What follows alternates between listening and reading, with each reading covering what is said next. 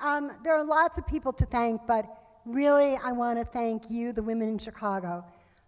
This summer, 20 organizations plus banded together to create a Chicago Women's Agenda.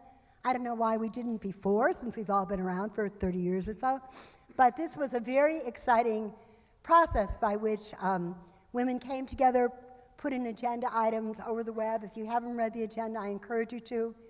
And many of those same organizations have come together to give Chicago women a chance. We know what our issues are. We know what we want. We wanted to come together and let all the women of Chicago, and thanks to CAN TV and others, it goes beyond this room, to hear what these mayoral candidates have to say of the issues that are closest to us and determine our lives. So I'd like to take a moment, one, to introduce the sponsoring organizations, and particularly my founding co-chair, Jackie Grimshaw, who will make her way to the front eventually. And Jackie's going to play a particularly special role later on today. She's going to ask you for money. We're a volunteer organization, and we obviously put in, there's a lot of expense for today, so she'll make the pitch because I'm not good at it. Wait. So, this is how it's been for 30 years. I want to thank each individual organization, make sure they get the recognition. Hold your applause until the end. American Association of University Women, Broadcast Ministers of Chicago, Chicago Area Women's History Council, Chicago Jobs for Justice, Chicago Metropolitan Battered Women's Network, Coalition of Labor Union Women, Democratic Women of the South Suburbs, Earth Heart Foundation, the Girlfriends Group, Girls in the Game, Girls on the Run, Global Girls Media, Hot House, Independent Voters of Illinois, Independent Precinct Organization, Mujeres Latinas en Acción, the National Council of Jewish Women, Chicago North Shore Section, National Rainbow Push Coalition, Planned Parenthood of Illinois, Rape Victim Advocates, the Voices and Faces Project, and the Younger Women's Task Force. Now, if you're, let's have a round of applause. So we know the secret. These are the women who labored in the vineyards and really make things happen in the city. If you or your organization's not on that list, this is an open process. Chicago Women Take Action is a group of individuals and organizations, and the Chicago Women Take Action Alliance is open to all members. We are multiracial, multi-generational, multi-gender, so we welcome your participation. The other person I want to introduce to you who will be guiding us through the day is someone I've known since, actually, I met her during the Harold Washington campaign. She is one of Chicago's most talented reporters. She is the Midwest correspondent for National Public Radio, Cheryl Corley.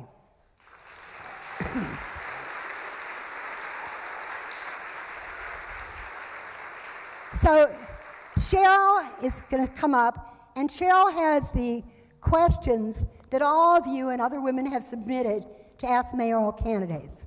And Cheryl will be the only person doing the questioning. So she has gathered together every question that came in. I've left it to her discretion how to use them and with whom, and she'll, of course, ask follow-up questions of the candidates as they speak. The one thing that I would say to you, we are here to let the women of Chicago hear the voices and the opinions of the candidates. I'd love it that we show the kind of leadership women we are. Treat every candidate with respect. You can clap, no boos, because it's not just you. There are a million women in Chicago watching and listening. So thank you all for coming. Well, I guess everybody knows who you are, so, you know, I don't have to do it. Yes. And I was just going to say before you make your opening that, unless you're going to tell them all of your background, but everybody knows you're the mayor of Chicago, running for re-election, a former congressman who served in the White House as assistant to Bill Clinton and, of course, chief of staff to President Obama. And he won the mayoral race in 2011 with 55% of the vote. Take it away, Mayor. Well, First of all, thank you for holding this forum, and thank you for this discussion. Let me just highlight a couple things of what I've tried to do as mayor on a series of subjects as it relates to families, which I think are the basic point here. And then obviously do questions and answer. And some of the things I think directly relate to women's issues, as both the son of a very strong-willed mother. She would say more than just a strong-willed mother. Also the father of two strong emerging women who are both 16 or 15 and also married to a very strong woman. I think women's issues are defined, and I think the president said it just the other day, but repeatedly, they're really family issues, not just women's issues, because whether it's reproductive rights, domestic violence shelters, making sure work pays, are a cross-section of issues. Now, one of the first things we did for the city, while there is Family and Medical Leave Act, we actually now, nationally, which I worked with President Clinton in passing, we actually now as a city, for all our city employees, have paid maternity and paternity leave, which is a first for the city of Chicago. While I've always believed in Family and Medical Leave Act, part of the challenge for people taking it was the pay part. We now have that policy for city employees. Second, I made a reform in our budget and changes, and we're building the first new domestic violence shelter in the city of Chicago in over a decade, helping women, and most importantly, women with children, because we never had that system. One of the most prominent phone calls to our police department is because of domestic violence. And we're now starting a pilot program in 2 different parts of the district so we can take it system-wide to how police to deal with that, to give women the security and comfort to take the most important step, which is to leave that situation and on the road to independence.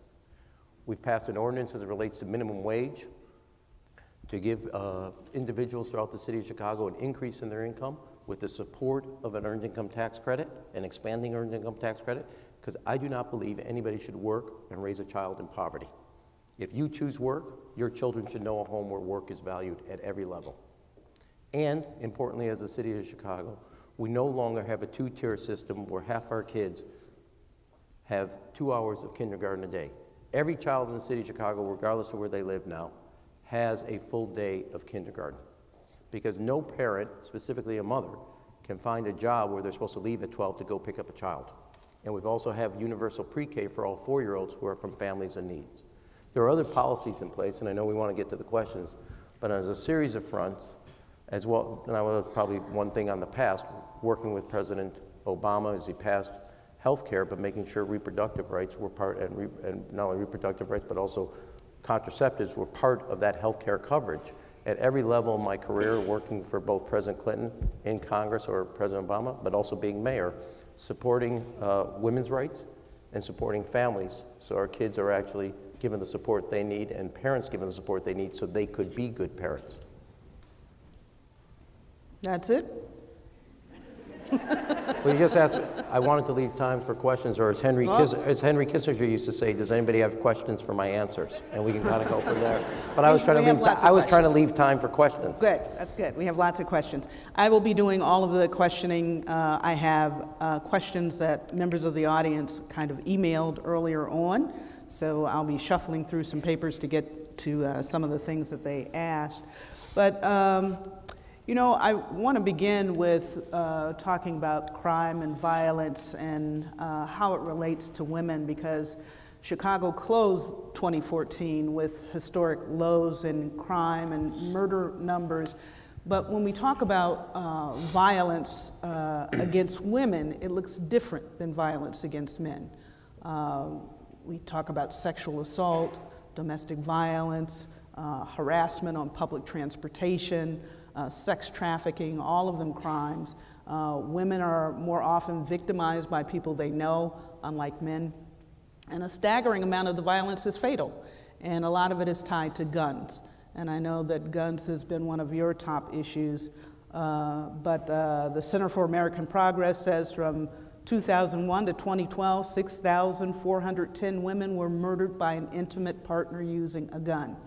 More than the number of U.S. troops killed during the wars in Iraq and Afghanistan.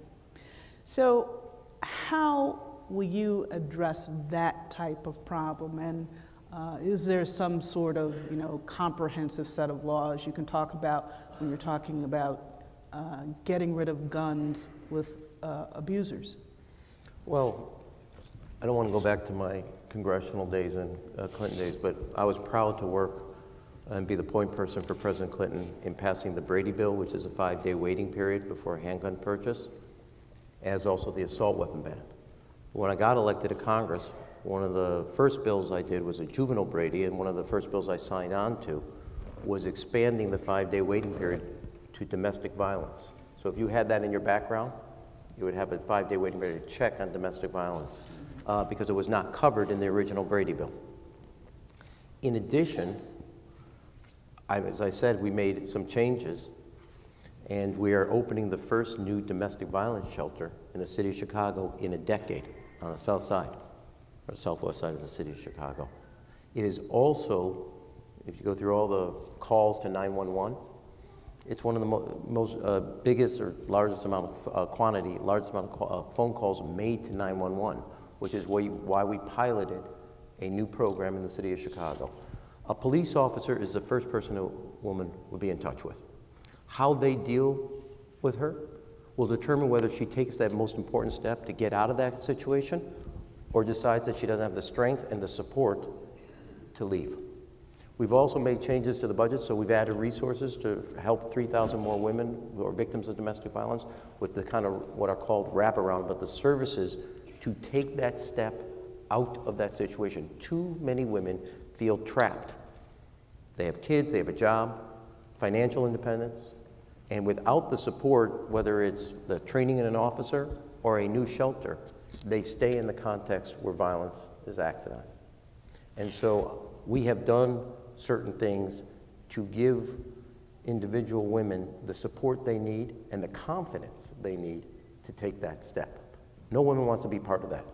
It's all the other barriers that are in place that stop them from taking that step of independence. And you talked about the police and how they approach, so they're going through some sort of training process? We started it in the 14th district, and I'm going to do this, it's either gone now, we're taking it to the 3rd or the 2nd district, and then it's going to be a citywide system. And the most importantly, look, when a call comes, if an officer deals with that individual wrong or takes the assumption that she's not telling the truth, she is not going to have the confidence or the support to take those steps of independence, to get out of that situation. So it's a whole retraining of the officers, because if they communicate right, deal with that situation right, that individual, girlfriend or wife, will take the steps of independence. In that same way, I'm proud that I think by this spring, if not by the fall, we're going to have the first new domestic violence shelter that's focused primarily to women with children and give them the support they need in the wraparounds, what are called wraparound services, for another 3,000 victims. So when they go to court, they have the confidence to face directly their beater. Now, that's not the only place. Now, you talked about guns. My whole life was fighting against the NRA and the Washington gun lobby, both when passing the Brady Bill, the assault weapon ban, when the court also then threw out Chicago's gun ordinance. I passed what is now seen as a landmark metropolitan municipal gun laws. Getting and stopping the flow of guns into our cities, regardless of who the victim, gender of the victim, is the most important thing we can do to back up our families and our police officers for the hard work they're doing. Yes, homicides are at the lowest level in 50 years. But as somebody who often, if not on a regular basis, calls or goes to the home of a family, that statistics is very cold comfort to a mother who's lost a child. I did it recently with Dolores, who lost her son over a coat. I've done it with Cleo and Nate Pendleton, who lost their daughter. And I say that not as a mayor, but as a fellow parent. In your lowest moment, you're not alone. And if we are going to give our families the support they need so no other parent has to walk those steps, we have to stop the flow of guns into the city of Chicago. And which is why we need our Springfield and Washington to back up the city of Chicago and back up what we're doing with our police, our neighborhood groups, and our community groups who are doing everything they can to bring a level of safety and security to their communities. Mayor, There are a lot of people here in the audience who have children in the Chicago Public Schools. You've gotten a lot of heat over the past couple of years over the closing. You've noticed? I've noticed. Over 50 schools, largely in the African American community. There were protests. Many parents still say they're fearful of the safety of their children. Many believe it's meant access to public education is more difficult in areas that are already at risk. So how do you remedy that situation? How do you remedy that perception? Well, let me say this on a broader stroke and then go into the particular, okay? When I came to office, I think our educational system was not set up to help our kids and help our principals and our teachers. I took on a 2-track system that embedded half our kids getting only 2 hours a day, the very kids that should have been getting a full day of kindergarten. Made reforms at CPS central office. Now every child in the city of Chicago gets a full day of kindergarten. I've made fundamental reforms, and now we've expanded pre-K to all 4-year-olds from families of need. Because I believe fundamentally kids start dropping out of college, and Barbara believes fundamentally, kids start dropping out of college in 3rd grade. And our job is to get to them when they're 3 weeks old, but we can afford to do it at 3 years old. Also, I think our system was set up 3 years ago. We had the shortest school day and the shortest school year in the country. If 80% of your kids are from families in need, would you actually have said that as a policy for educational opportunity and career growth? No. Our kids now get a full school day and a full school year. We've also made changes to make sure our community college system, which had the worst graduation rate, is now a career-based education, giving people a ticket to a job and a career. We've gone from a K-12 strategy to a pre-K to 14th grade strategy. And even President Obama is now copying Chicago Star Scholarship Program, that if you earn a B average, community college will be free. No family should go to a poorhouse trying to give their kids a college education. Now, the toughest thing I've done was making sure that our kids were not continuing to be enrolled in underperforming, under-enrolled schools. We made a very difficult decision, but because of the changes we made, more kids than before are going to better schools. We put the resources towards improving those schools, gave them the technology, and we dramatically expanded the safe passage routes. Safety is a big concern, which is why not only did we put more resources, I asked the state to back up a very successful program, putting safe passage routes so kids and families can have the confidence to send their kids to the school, which is why last year, in the worst winter in decades, Chicago had the best attendance ever. It's why 3 years ago when I became mayor, 4 out of 10 kids were dropping out of high school. In 3-year time, 8 out of 10 kids will be graduating from high school. 8 out of 10. Leading the country. It's why our ACT scores are the best in CPS history. Things that we collectively, principals, teachers, parents, students, Barbara, the board, myself, there's a series of things, not just graduation rate, ACT scores, national standards on reading and math, attendance, all finally pointing in the right direction because we had the strength and determination to take on a system that wasn't focused most primarily in our kids' education. There's a lot, but the question was, and I think the crux of it is, will you be willing to do the big things necessary to give our kids a shot? The system was not set up focused on our kids. It was a set of compromises and agreements that didn't put our kids' education first. So you're saying that closing those schools was the big thing that you needed to do? It was, but no, what I'm saying is it was a part of a series of things. So was giving every child a full day of kindergarten. We had 12,000 kids getting 2 hours a day. I would venture if you go and look at the schools that used to give 2 hours a day, those were the very kids that needed 7 hours a day. I do believe it's also part of a strategy, not accepting the shortest school day and the shortest school year of any major urban system in America. But Mayor, Now, this is getting close to having a family dinner at the Emanuel House. It is. Yeah. We need food in front of us. We need food. Well, We have water. But Yeah. no, I was just going to ask then. but here's the thing, and also making sure, well, you just took a breath, so I thought I'd fill in that moment. People were waiting. Go ahead, Cheryl. I'm sorry. No, so I was just going to say, so if you look back at it, though, if it is part of your strategy, would you have taken a different approach? I mean, close fewer schools, per se, or, let's say, or not 50 at once? I think, Cheryl, I mean, we put a moratorium in place, but remember, the Clark group, task force, made up of 12 of community and representatives across the city. Frank Clark led a group. They studied the schools. They started with a list of 300. They held a series of meetings throughout the city of Chicago. 38,000 people came to them. Came down to 50 or 40, whatever. It is a very difficult thing to do. But those kids were trapped in schools that were underperforming, under-enrolled. We made changes to give them a shot at a better education and put the resources towards fixing the schools that had not been fixed and giving them the technology they needed. But if there were other things that went on in the schools over the 3 years, and not just that. It is about taking on a place and making sure every child has a full school day and a full school year. Every child has access to a universal full-day kindergarten. Every child from a family of need has access to pre-K, and also taking on a community college system that used to have the worst graduation rate in America, 7%. Did you save any money from closing those schools? Not in the first 2 years, because that money got plowed into fixing the other schools, $200 million. Okay. All right, I'm going to ask you one last school question, then we're going to move on.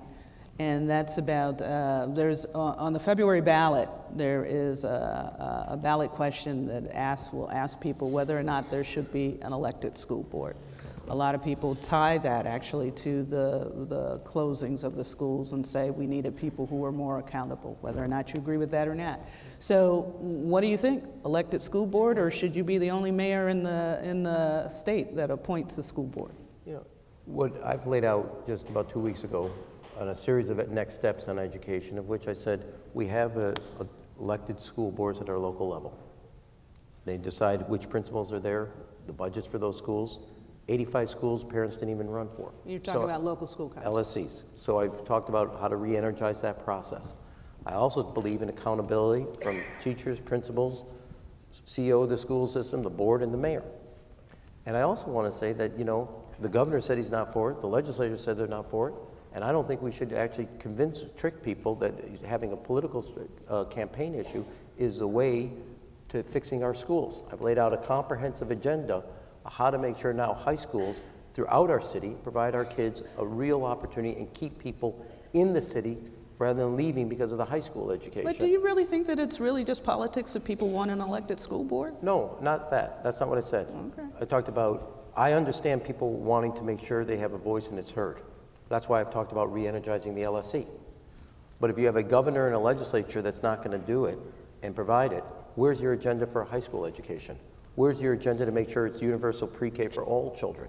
Where's the agenda to make sure that we revitalize our neighborhood high schools with either international baccalaureate, STEM programs, so we're raising the quality?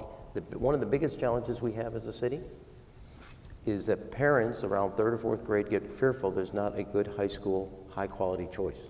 I've laid a specific strategy out for that. I think everybody has to address the concern that is one of the primary reasons that parents decide to leave our city. And we want to keep these people in our city.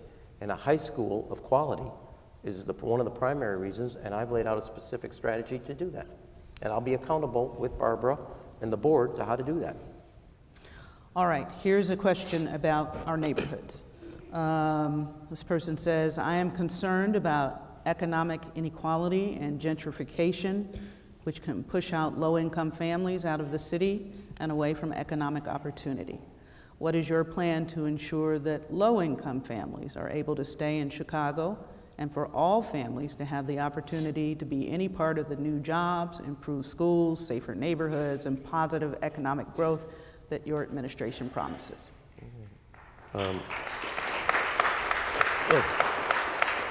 That's a great question because it goes to the crux of, I think, the challenge that not just Chicago, but Chicago is facing, other cities are facing. I do believe it's essential to make changes so everybody has a chance to participate in the growth of our city and the jobs. First and foremost, We passed, and the state didn't do it, the federal government didn't do it, but the city of Chicago passed an ordinance to raise the minimum wage to $13 an hour, giving people a chance that work will pay and not raise children in poverty. Second, we've, through our Neighborhoods Now strategies, developed a strategy to help re-energize our neighborhoods. One of the key parts of that is the redevelopment of the Red Line South, an area that has been ignored from public transportation. We didn't pick other parts of the city, but we picked Red Line South, giving the companies in the neighborhood and community a chance to work on it, and people in the community a chance to actually get the skills to also be part of that economic development. And we're now building the 95th Street Station with also modernizing the second busiest piece of the system.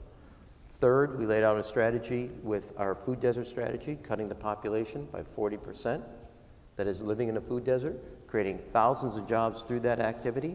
Just yesterday, I was with the community in Englewood at the Whole Foods, where they are now going to work with local entrepreneurs who have products for their shelves in Whole Foods, opening up in Bronzeville, the new Mariano's, because food deserts are really a manifestation of opportunity deserts. And by having a strategy on the food deserts, you create jobs, healthy lifestyles and living, and also the opportunities that come with those jobs. In addition of investing in public transportation at Red Line South, an aggressive strategy also of revitalizing our parks and our library system, which make up the lifeblood of our community. Right now, the city of Chicago, for the first time ever, both its parks and its libraries are rated #1 in the country. Well, you should do that for our librarians. Give them a hand right as you were about to do. Our library system, every neighborhood library now for the first time, has a teacher helping kids between the hours of 2 to 6 on homework. If you have a library card, we have online tutoring in English and Spanish, free for every child in the city of Chicago on any subject. Our parks, we're redeveloping 325 standalone playgrounds throughout the city of Chicago, added 750 acres of new parkland for the city, redeveloping parks throughout the city and open space. Those are essential for the quality of life in our neighborhoods and cities. And the most important thing that you added was education. Neither you or I would be here if it wasn't for the education we received. I agree. This one I care Okay, about. This okay. one I get to finish. All right. Okay. Our community colleges were dead last in graduation. It's the second largest system in America. We have more kids that go to our community colleges than University of Chicago, Northwestern, DePaul, Loyola, Roosevelt, all of our major four-year institutions combined. We had a 7% graduation rate. People were taking on debt when they were actually hoping to get a college education and a career that came with it. We've doubled the graduation rate in 3 years, and we're on track to get to 22% in 3 years. Not that that should be happy, but it's no longer 7%. The World Bank came in to study what the college to career program, called Chicago the model on career education. Now we have a new program called Chicago Star. You get a B average, and community college will be free. That is the most important thing to giving people economic opportunity. Because a high school graduation is no longer the end line, it's a milestone on the way to college and career development, which our community colleges are now playing a central role in. And that's key to economic development, job opportunities, and creating an opportunity where everybody gets a chance to participate. I think the crux of the question, though, Mayor, and I think that, you know, that person would like all of the things that you're talking about, but when you talk about gentrification and being able to stay in neighborhoods, you're talking about the price point of housing, really, and how much things cost and where you're able to live. And if you talk about building affordable housing and maybe even public housing, you know, we've seen this big plan for transformation go through with the CHA, where the high rises have come down and we've created these mixed income communities. That mix has been a third, so a lot of people aren't coming back. But is that the correct mix? Do we need more affordable housing in areas that are gentrifying? Yeah, sure. Yes. Well, that's why. And how do you do it? But the housing piece, the transportation piece, the parks and library piece, the grocery stores are all, and the community college are all part of that. We've laid out a plan over the next 5 years to do 40,000 units in affordable housing. And we've laid out a specific financing mechanism to get there. So housing is without a doubt a piece of that strategy, but not absent what are you going to do about also good retail options in the neighborhood. Housing without a grocery store within a mile is not really the community life you want.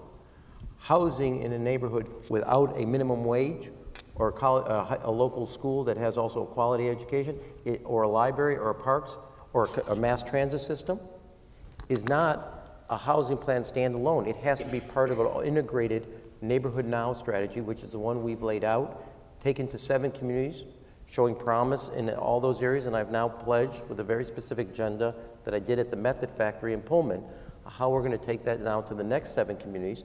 And in the Pullman area, we have a grocery store, which we never had before, with 400 employees. We have new retail options, the first new factory in 30 years, and new housing units, all part of a strategy, and also new parks and new community college, all part of an integrated strategy, not a piece of it, but understanding that a series of things go into building and sustaining quality neighborhoods that also people can afford to live in. Do you have to walk a fine line, though? And when you talk about, you know, building affordable housing, and I mean, there is always the NIMBY effect of not in my backyard and that sort of thing. So how do you get around it? Well, and how do you? That's why we just passed the SRO legislation, worked through in the last 6 months, and we now have landmark legislation as relates to SROs. We are also now working through the issues of trying to create the fund for the 1,000 units as we dealt with affordable housing, but we have a plan specifically over the next 5 years on how to add 40,000 affordable housing units throughout the city of Chicago. But I think this is a fundamental thing. If you talk about housing and don't talk about options on retail, specifically grocery stores, you have a housing plan but not a quality neighborhood plan. If you talk about housing without talking about also making sure that you have an affordable housing, what are you going to do about incomes? What are you going to do about kindergarten? What are you going to do about transportation? What are the accesses to services at your parks and library? You're missing what it comes, because all of these pieces go into creating a quality life that people can afford to stay here in the city of Chicago. They're all part of a single economic strategy. You talked about the $13 minimum wage that was passed by the city council. You initiated.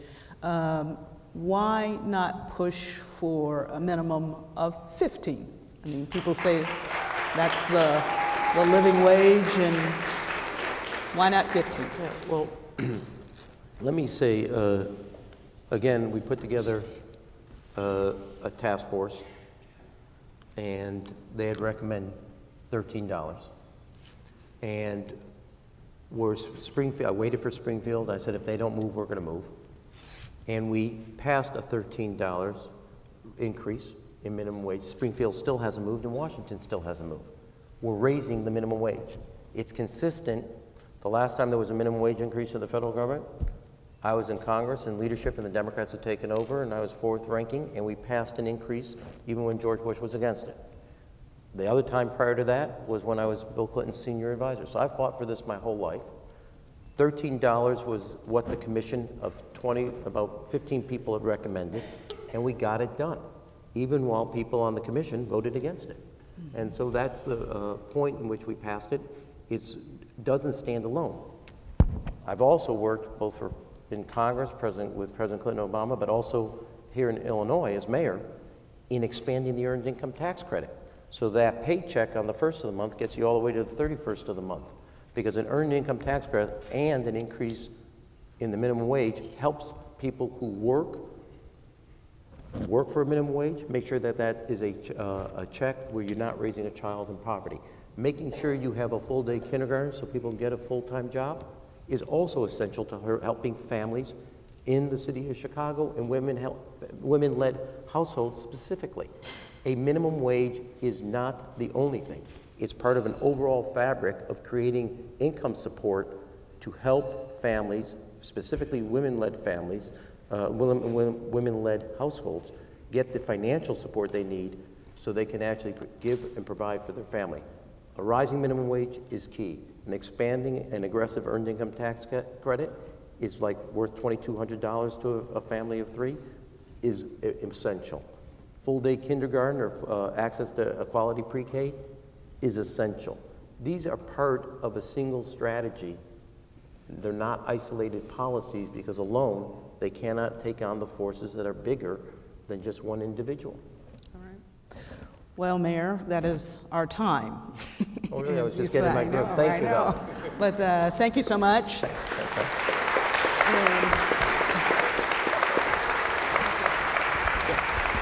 he wants to wrap up, we can say it. Yes. Would you like to encourage people to vote for you or something before you leave? You know. No. Well, actually, before not to vote for me, I actually would encourage people to vote. I think you'll make your judgment who you think has the strength, the determination, the policies, and the proposals to match up to the challenges we have going forward. We've made progress, but we're not where we need to be. The challenges ahead are fundamental. They're significant. You have to have both the strength, the determination, and the ideas to match up to the challenges. But most importantly, we have a great city. We have a great future if we're willing to do the things that are necessary to build that future. Part of that is voting. So whoever you decide to vote, I want people to vote. I hope you see what I laid out as a reason, but I'm not going to ask you to vote for me. I want you to vote because we have a great city if we all do our role in building this great city. Thank you. Thank you. Thank you. Thank you, sir. Thank you, Mayor Emanuel. And thanks, everyone. Let's give him one more round of applause.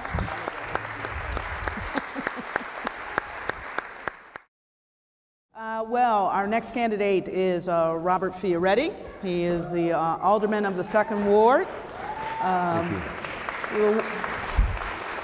The ward includes the South Loop, the West Loop, the Near West Side. He's also an attorney who grew up in the Roseland-Pullman area. First elected alderman in 2007, re-elected 4 years ago, known as an independent in the Chicago City Council, part of the Progressive Caucus. Thank you. So take it away, Alderman. Thank you. And I do want to thank everybody for being here today. You know, there's been a lot of forums across this city, and I think this is the first time that all the candidates will be here. And I know this is my 3rd one today. And so you may want to wonder why I'm running for mayor. Chicago is moving in the wrong direction. You know, I'm running for mayor because I love our city. My values were shaped on the South Side by working class parents, an Italian immigrant father and a Polish American mother. I became an attorney and later on a civil rights lawyer here in this city. I now lead the fight to give a progressive vision in the city council. During my time as an attorney and civil rights lawyer, I fought to make right the wrongs in our criminal justice system. As the alderman, I make sure I fight for all families, not just those at the top. I have fought corporate giveaways, I've marched with the workers for a living wage, and I have proposed common sense solutions to get our city moving again.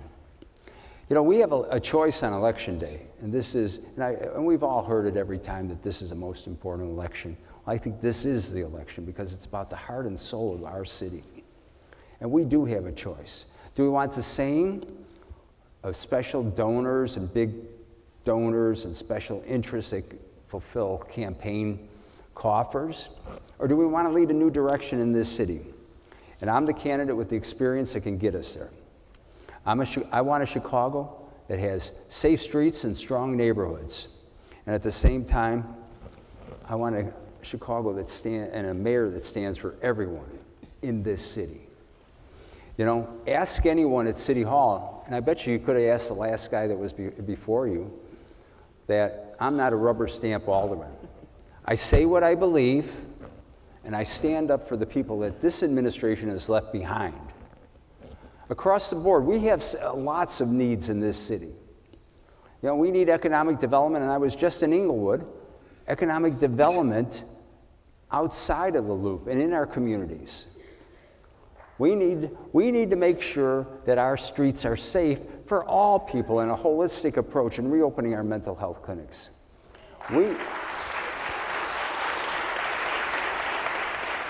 We need to avoid all these oppressive fees and fines and red light cameras, and I have introduced an ordinance to abolish red light cameras here in this city. And at the same time, you know, we need to, what have we done to our schools? Really? You know, today's Tribune editorial about CPS threw up the white flag on some kind of testing. You know, when we closed it, and where was everybody? And when I fought to make sure on all those schools, and I testified to make sure that we couldn't, and I had judges, those administrative law judges, at least on 3 instances, as we presented them the evidence to keep it, and they were tone deaf when they keep those schools open, and they were tone deaf on what was happening. You know, this election is important. It's about the future of this city. It's about the soul of this city. And we need it to work for everyone. And I'm glad to spend a few minutes here talking about what my vision is of the city. And I hope I can earn your support on February 24th. Thank you, everyone. Way up there, too. Well, Alderman, we have a variety of questions from folks who have mailed them in or emailed them in to CWTA. I'll be asking all of them. Most of them have to do with issues of concern, especially to women. So I'm going to start off first with talking about schools, because you've taken a stance to end wasteful spending on excessive, what you call excessive standardized tests, and what you say are unneeded central office departments. And you want to prioritize funds to restore them to schools. So the question is, do you plan on allocating the funds in a way that will benefit young women, especially women of color in poorer communities? And if so, what will that be? Well, first of all, I think we need an elected school board. I've said that since I've been first in office. And one that represents the diversity of our city, so we have the people that matter most in making those decisions, our teachers, our parents, our students. So they get involved in the decision making, and not an elected school board where there's conflict of interest running amok right now. I mean, I think we all ought to be embarrassed by what we see at the board of CPS at this point. Now, we have 18,000 homeless kids in our school system. Our ability to have, we used to have over 400,000, and it's affected our federal funding. We had a great intro into how we should be doing things with our federal funding. But when we dropped below that 400,000, it impacted on how much money. That's why the first day of school is always important, so we can count all of our children who are going to school. But when you have 18,000 homeless kids, how do you learn? Where do you learn? What do you do at night? We need to find the resources to help those kids in our neighborhood schools. Ask any teacher who brings an extra set of meals for the kid, because we do, I mean, so many kids are below the poverty line in our school system. So we need to find the resources to help those kids. At the same time, we speak about 190 languages in CPS. So again, we need to find the resources. Hey, I'm embarrassed as a Democrat in this state. And everybody else that was a Democrat should be embarrassed too. When we had a Democratic House, Senate, and governor, we couldn't get it, I was going to say something done. We couldn't get anything done to change the course of funding. And that's where we should have been able to reassess and reassert our funding. So you would leave the placement of the funding, the programs for the funding, then up to the community, up to the school, I would be the making elected sure school into the board. communities, and we would target to make sure our neighborhood schools, because we need a moratorium on charter schools, but.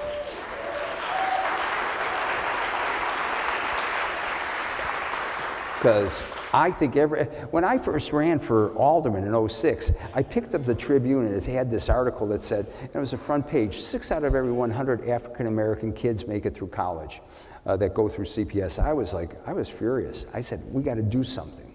And that's why I ran. And I want to make sure that we have the resources for all. And by the way, the problem that's underlining this election is income inequality. It affects everything, and especially our schools. And I say this because I got the South Loop School. Yes. We've worked a lot on that.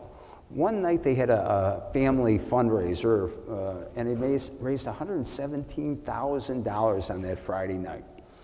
I think 2 weeks later, another school on the west side, which is no longer there, King Elementary, and they have 200 more students, same kind of folks. A great principal he was, and they raised about $4,000.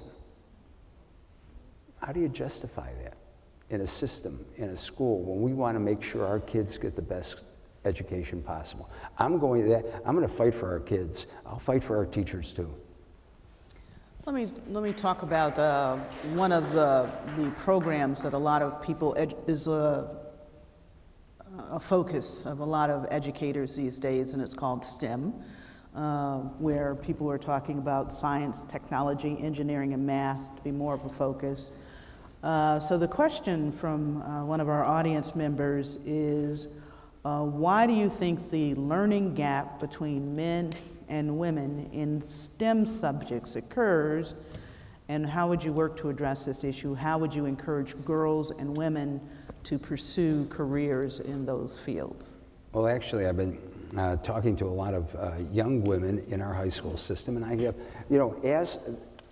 first of all, I have to say I've been really humbled and privileged to represent the second ward that I was elected on, a historic black ward since 1915. And the ward has more schools than any other ward, 40.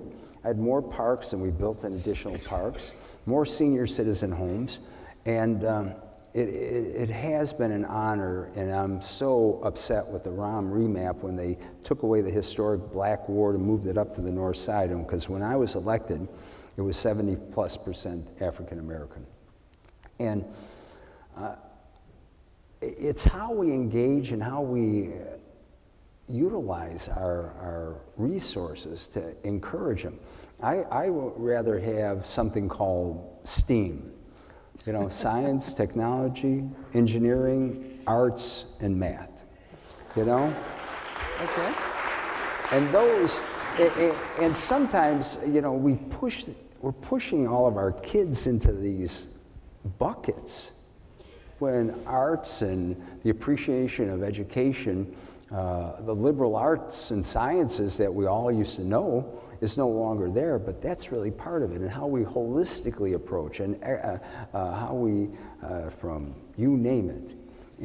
But it is, and when I go back, as I was just thinking about this young woman. She was a junior at one of our, and she wants to go into engineering. And I thought, well, that's a good step, but we need to encourage women to have role models in these areas. And how we find them, who was the young woman who, Whitney Young graduate, was one of our astronauts just recently, came back down to Whitney Young. And right, and I think we could have utilized her in a lot more of our schools, but not just coming to Whitney Young, to come to schools in the neighborhoods that especially need role models today. All right, Alderman. I want to switch subjects here and talk about a concern of a lot of people had questions about human trafficking and modern-day slavery. And the U.S. Conference of Mayors has passed a resolution urging law enforcement to stop and deter sex buyers through arrest and prosecution, fines and fees and penalties that match the severity of the crime. There was some analysis of data from the Chicago Police Department, which showed that prostituted women have a significantly higher chance of facing criminal penalties than the men who actually buy sex.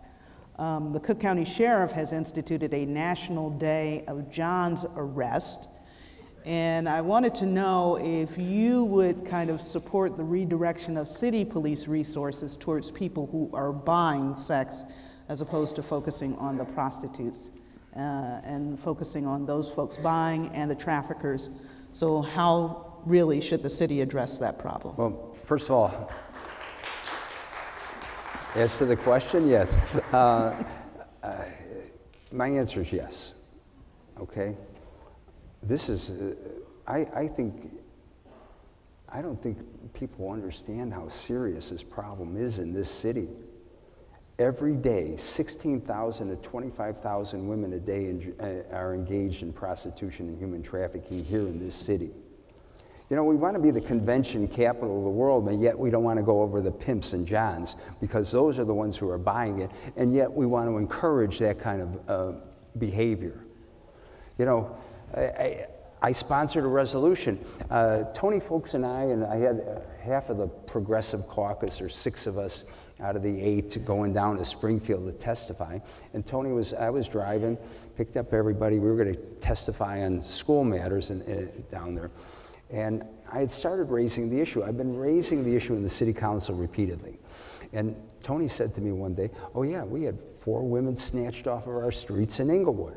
We can't find them, because we know what they're being involved in. So Tony and I introduced a resolution into the city council that had hearings on it. And there were 2, the human rights and public safety. It was amazing that so many city council people did not know the scope of this problem and how to deal with it. And if you go through now, we had the women's court, and I've talked repeatedly with the presiding judge over the women's court and the mental health courts, because I know how they were very good. But we've now gone, the women's court has fallen apart because we now ticket prostitution more here in this city, but we don't go after the pimps and johns. I had a serious problem up on Francisco and Madison, which is just a little bit past Tallman, past California and before Sacramento. It was like a huge convention for about a month. And I mean, everybody must have come in from all over. But I asked the department to just zero in on seizing, not arresting the women, but seize the cars of the pimps and johns. I think we did 54 cars in about a 30-day period, and it stopped that in that area. But we need to find help. We need to find women to get them out of this cycle of poverty and dependence. And as our resolution, I had this U.S. attorney come in, not the U.S. attorney, but his office. Anita Alvarez came in to testify, people from the department, the FBI, on how we can coordinate our resources to break up this human trafficking. But if we don't go after where it's at most, we're going to fail our women and our people in this city, because this is a very serious problem, and it undermines our whole criminal justice system at the same time. Thank you, Alderman. I'm going to switch now to some of the economic questions that people wrote in. There's a question on the election ballot that pertains to sick leave, and it asks whether employers should be required to provide employees with paid sick leave in the event of a personal or family illness, an incident of domestic or sexual violence, or school or building closure due to a public health emergency. What's your thought on paid sick leave? This country is one of the higher paying countries that doesn't provide it. What do you think should happen? Well, sometimes I wonder why we put these initiatives that are on the ballot when we should be taking the forefront and doing it. I actually authored the earned sick leave that's pending in front of this city council. And I looked at it, and I've talked to all the other cities that have passed earned sick leave and the state that has passed it. The Progressive Caucus, Scott Wagersback, John Arena, and I took a very aggressive role on this. Now, my name is not the lead sponsor on it, but I was the one who wrote that ordinance pending, and I wish we'd get off the dime and have that passed and do it now. Do you have any pushback from any organizations, any employers, or? You know what? Sometimes it's always amazing when we hear all this stuff about pushback. You know, I want a $15 an hour increase, and not I don't know how long it's going to take to get to $13 an hour under this, what we just passed. But when I talk to employers and small businesses, they want to do that. They also tell me, yes, we are marginal, but we're going to do the right thing, the morally right thing, and get there. And so that's why earned sick leave is very important for everybody. All right. You know, as many as 500,000 immigrants in Chicago live in mixed status, with the security of their employment, the unity of their families at risk. Would you support a municipal ID program similar to those in place in New York and San Francisco and other cities that would provide ID for immigrants and other city residents? So they have benefits like library, prepaid. My answer is yes. I looked at what New York did, and I have asked the people of the Latino Hispanic caucus, and they say, well, we should really study that. Well, I'm looking at what New York has done. I've looked at it for quite a while, and I think it's a way to help give the benefits. You know, we need to have hearings on it, because sometimes, as good as we think some of these progressive items are, there's always somebody in the background that wants to strip it away. And so we want to make sure it serves the right purpose for people, to give everybody the right opportunity. I always say, I have a picture in my City Hall office of this. It looks like a steam freighter, and this black smoke is coming out of it. It was the boat that my dad came on when he came to this country. And we should embrace it, people, and I've said it over and repeatedly, with open arms on who they are, what they are, because this is a country that is founded on freedom for everybody. And people here leave their countries just with the clothes on their backs, and they should be able to have the same opportunities that we all have to make a better life for everyone. What would it take really to get that ID card going? Is it just something through the city council, or? It could be, yes, through the city council, and me being the mayor would be very helpful. Am I getting my warning? No. Oh, okay, I'm not getting my warning. So yeah, I want to take you back to the minimum wage, because I know that you're in favor of this $15 minimum wage, but you say we also need to create wealth by creating more owners in neighborhoods. So how do you propose that happens, and how do you make sure that women are a part of that entrepreneurship? Well, first of all, it's interesting. I still have a ward night. A lot of wards don't have it, but I find more young women coming in that want to establish their businesses. And I am concerned here in this state, because the numbers are, if you're incorporated today, for the 10 businesses that are incorporated today, a year from now, only one will be standing. So I really work with them, and I have a legal night. Twice a month, that we have people that come from all kinds of problems, but we have former judges, attorneys, people that can assist to make sure that they have the good business plans. So if you're coming in and you say, oh, I want to open up a business and I got this idea, well, you know what? You need to have the availability, because sometimes these tax laws can crush you, and you're not aware of them.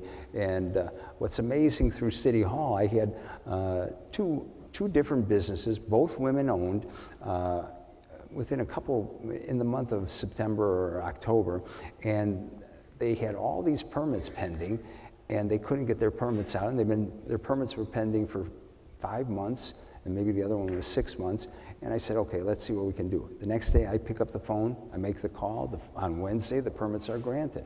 Alderman shouldn't have to be doing that. We should be doing our resources to help small businesses and to help women. So I'm totally in favor of it. All right. Well, there's been a lot of brouhaha over the past few months or so about different types of museums coming to the city of Chicago, and the parks, and a lot of debate about public assets, parks being one of them. They are shared community spaces. What is a realistic approach, you think, to the long-term protection, well, I'll give you just a minute or so to answer this one, but the long-term protection and maintenance of our public assets. Well, I think that we need to protect our parks. People know, and I've been and I think everyone knows that I was one of the first people to say no to this giveaway to some billionaire, George Lucas, so he can have another temple to himself on his 270 plus Norman Rockwell prints. And I'm not sure what does anybody know what the programming is going to be in that museum? No. So we're going to make it as we go along. Unbelievable. I mean, we need to preserve our public parks. Now as to the other thing. And we all want the library here. There's no question about it. The Obama Library. The Obama Library. But it just shows the bungling attempt by this administration that they couldn't get anything straight. I mean, they should have assigned somebody to every potential bid.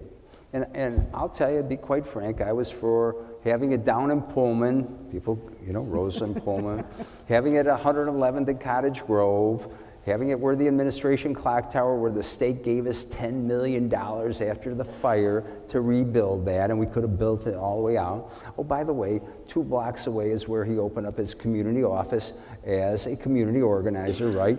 He used to hang out at the McDonald's at 115th and St. Lawrence. It would have been a natural fit, but they couldn't get somebody together in these university concepts. Now, here we have 2 bids still out there. And by the way, I will also be upfront. I did sign the letter for the University of Illinois Circle. Just a minute, Alderman. 1 minute.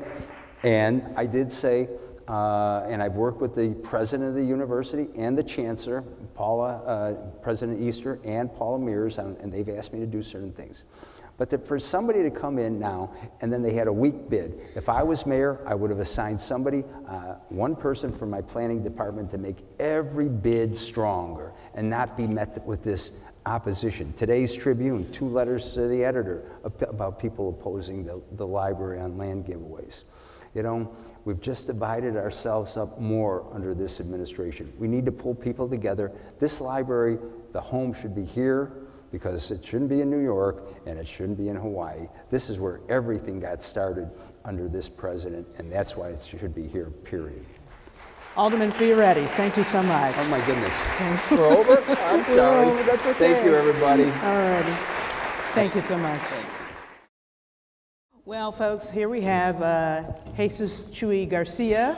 He's been a Chicago alderman, a state senator, the head of a community development corporation in Little Village.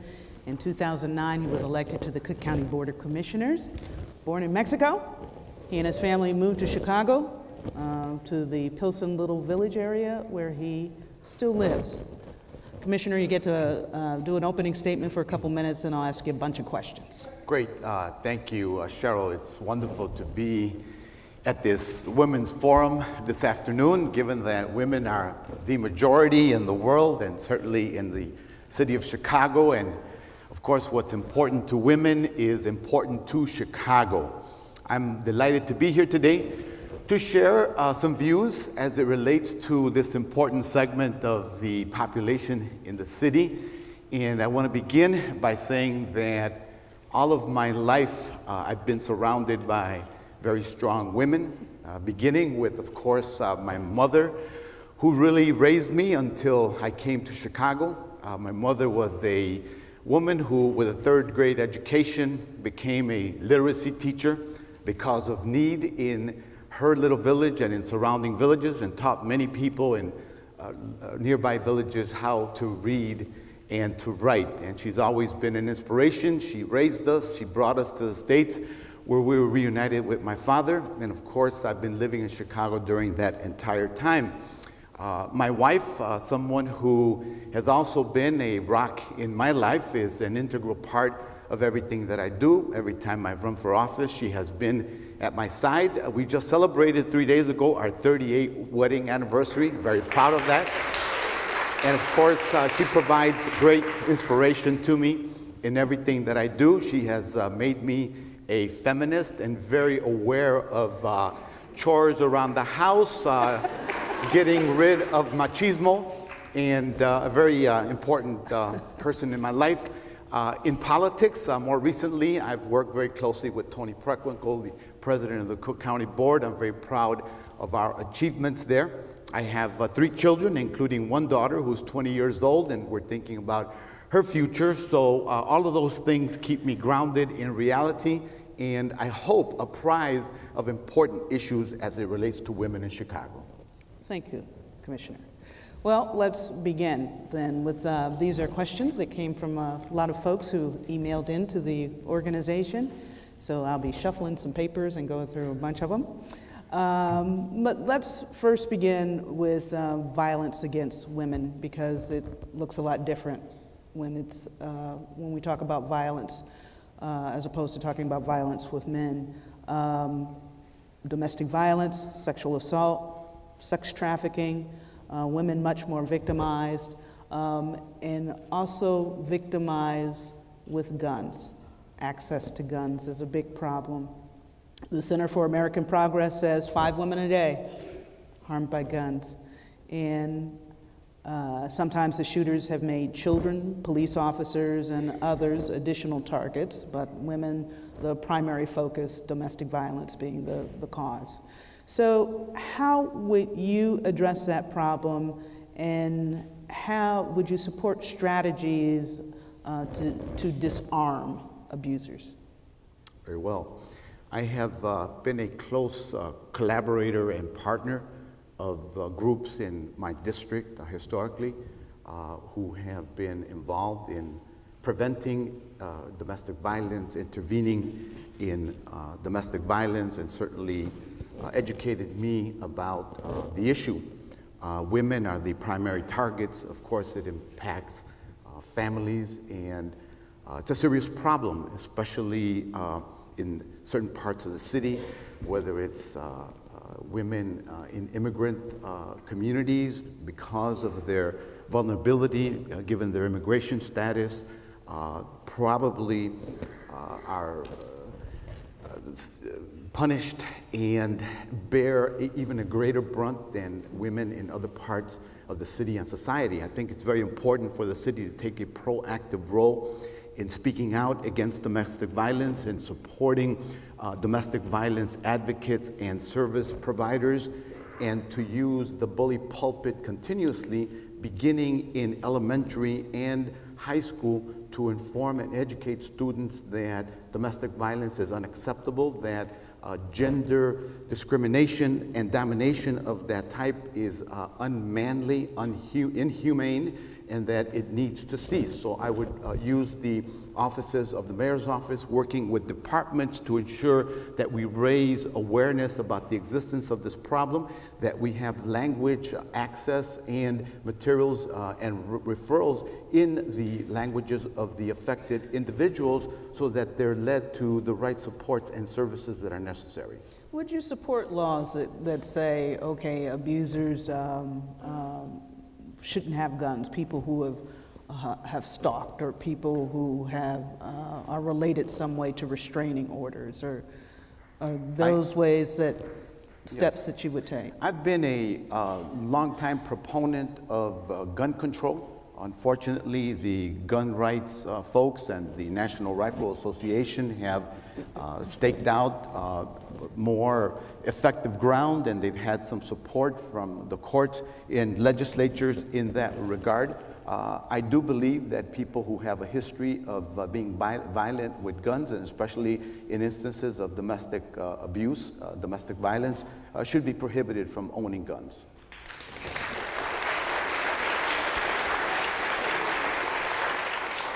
I want to talk to you about schools.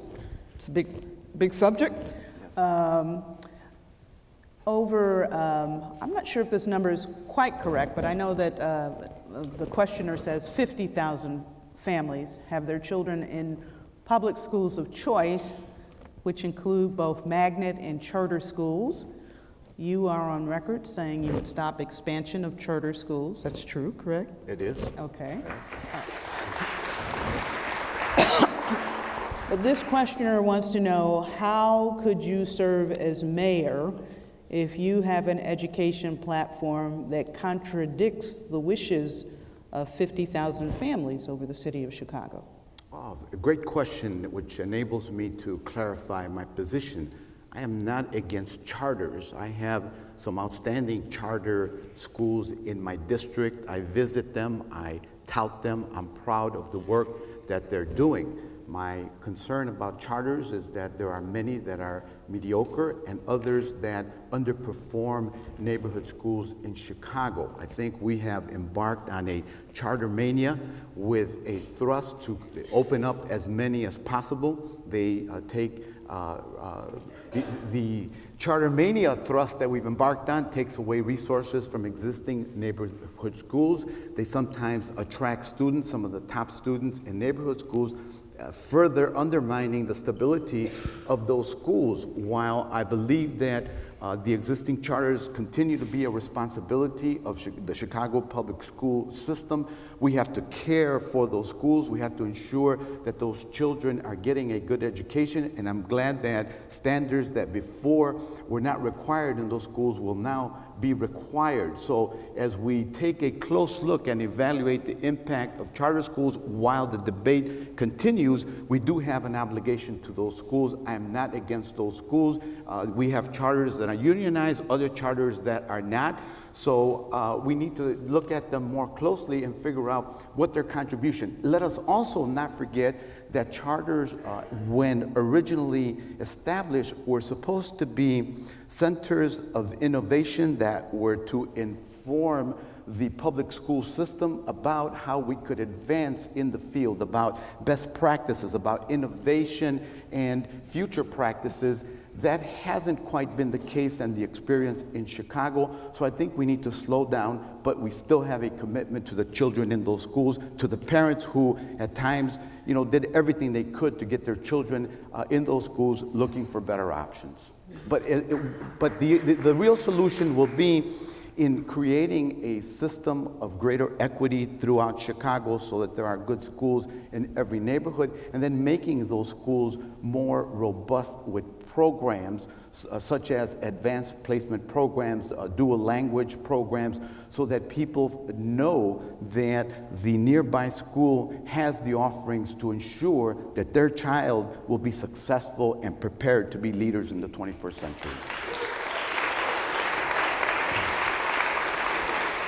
While this examination is underway, would some say that there should be a moratorium on charter schools? What do you think? I do feel that there ought to be a moratorium on charter schools until we have a better handle on what has occurred nationally, until we evaluate their role within the Chicago public school system. The neighborhood schools are already very cash strapped. If we continue to drain resources from the little that we have, I think it undermines the public education system that we have. Talk to me a little bit about, I'm just getting a check on where everybody stands on the elected school board, and you are in favor? I support an elected school board. I have been a close observer of Chicago public schools, a participant, a former local school council member. My wife has been a local school council member. My wife is a recently retired teacher's aide in Chicago public schools. We're quite familiar with it. I support an elected school system because I think there needs to be greater accountability. I voted against the original bill in 1995 while a state senator that gave the mayor complete control over appointments to the public school system, including the removal of the city council from approval of those appointments, which was largely rubber stamped given the history of the city council and it not exerting itself as a true legislative body. But I think that putting it into the hands of voters and the people, as the rest of the state does, is a good practice. We need to try something else, and I think that there would be greater accountability if we went to an elected school board, and I've said that that would be one of my first actions when elected mayor of the city. One of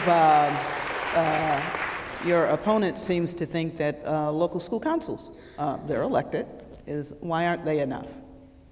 Local school councils were a great idea. I've been a former member of one. There was a brief period after their creation, thanks to some school reform legislation that occurred in the early 90s when there were some significant advances in many public schools in Chicago. I think that we should learn from that. Local school councils, when empowered, when trained, when provided with greater capacity, play a key role in rallying not just parents and teachers and high school students in the high school local school councils, but other community stakeholders who can be very important in supporting schools and supporting neighborhood schools. They include block clubs, they include nonprofit organizations, they include business leaders in their area. You need all of them to become stakeholders and to rally around school improvement and be supportive of children, whether it's creating a safer environment in the school vicinity so children can travel more safely, engaging in providing resources, businesses, local businesses in schools, and just really involving parents and other community leaders in the improvement of those schools. Senior citizens that are retired can be great assets that also can rally around school improvement. All right. Want to switch over to a couple of things that have to do with economic security. Minimum wage being one of them. As I understand, you are a proponent of a little bit more than $13, correct? Yes, and I'd like to do it before 2017 because the young woman in the ad said she was going to finally get her children Christmas gifts because the minimum wage had been raised, but sorry to tell her she'll have to wait till 2017. That will be the third year of my administration, by the way. I wouldn't want to wait that long. I support an increase in the minimum wage to make it a living wage. Economic studies have shown that in order for people to be independent, in order for people to provide for their families, in order for women to have greater economic power, that is a living wage. That's why I support it. I've represented districts, Cheryl, historically in the city council and the state legislature, now in Cook County Board, that are predominantly working class, many immigrants in them. So raising the minimum economic purchasing power of those people also will create a greater economic stimulus in those areas. Domestic workers play a critical role in really ensuring the health and prosperity of families and freeing others really to participate in the workforce. And despite that ordinance that will help maybe later on, it includes domestic workers in the city's minimum wage hike, but historically they have been excluded from state laws that protect other workers. So tell us whether or not you would support the Illinois Domestic Workers Bill of Rights. It's in the current legislative session, which would give even domestic workers that increase in the minimum wage as well. I do support the Domestic Workers Bill of Rights. In this week where we celebrated the birth of Dr. Martin Luther King, one of his last calls for the nation to address was economic justice. I see this as a continuation of improving the lot of ordinary people. Women especially would benefit greatly from this. There are many immigrants who work in the domestic workers sector, and they need that help. I would also convene stakeholders, employers, people who support domestic workers to sit down and have conversations about how we can improve the lot of domestic workers. They provide an invaluable service, particularly for those of us who are getting closer to retiring one day. They provide for people who become disabled. They are the people that we depend on to provide for a quality of life. So I do support them. Mm-hmm. What about child care and transportation? What kinds of programs would you offer as mayor in those areas that would allow women the opportunity to move forward financially? I think that making childcare affordable is very, very important. I think that employers need to be considerate, and we need to work with more employers, with more employees, to discuss things like flexible work schedules, more flexible work schedules, that we need to talk about making daycare more affordable. Cook County has daycare, but part of the challenge is making it more affordable so that women, especially women who are heads of household, can use it more readily. I also think that providing more efficient transportation and more affordable transportation is key to providing for families. You talked about an anniversary. I want to talk about another one. This week was the 42nd anniversary of Roe v. Wade. In Illinois, nearly 242,000 women of reproductive age became pregnant.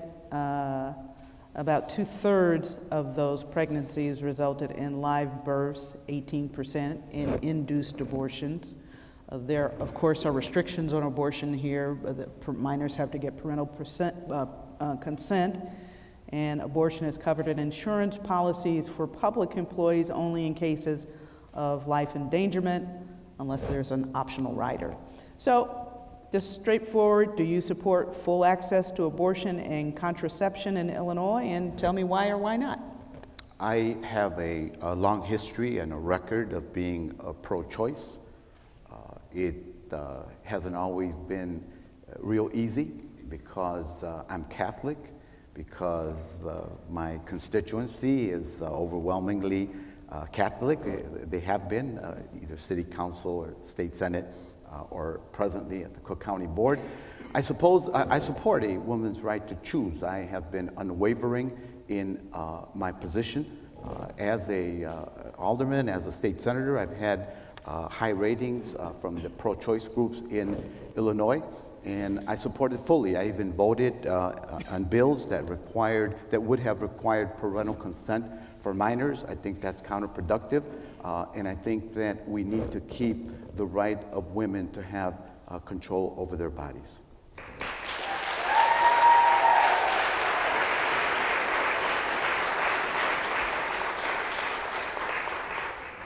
Well, I think you would probably know the number of immigrants who live in the city of Chicago. The number of 500,000 live in mixed status.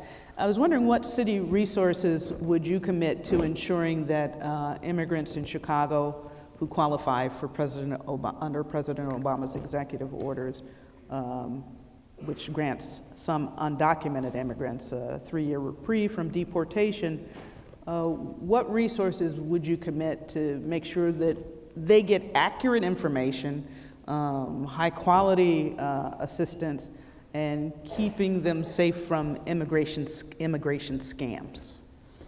First of all, I would be, of all the candidates, the most qualified to talk about this with the immigrant community, given my immigrant background. As you know, Cheryl, I would convene a cabinet level meeting to ensure that department heads in the city were aware of the executive order, of the potential benefits that immigrants would have in all of Chicago's immigrant communities, whether it's the Asian community, the Southeast Asian community, the Jewish immigrant community, the Latino community, of course, all of the immigrant communities. Much of the Muslim community also tends to be have lots of immigrant roots.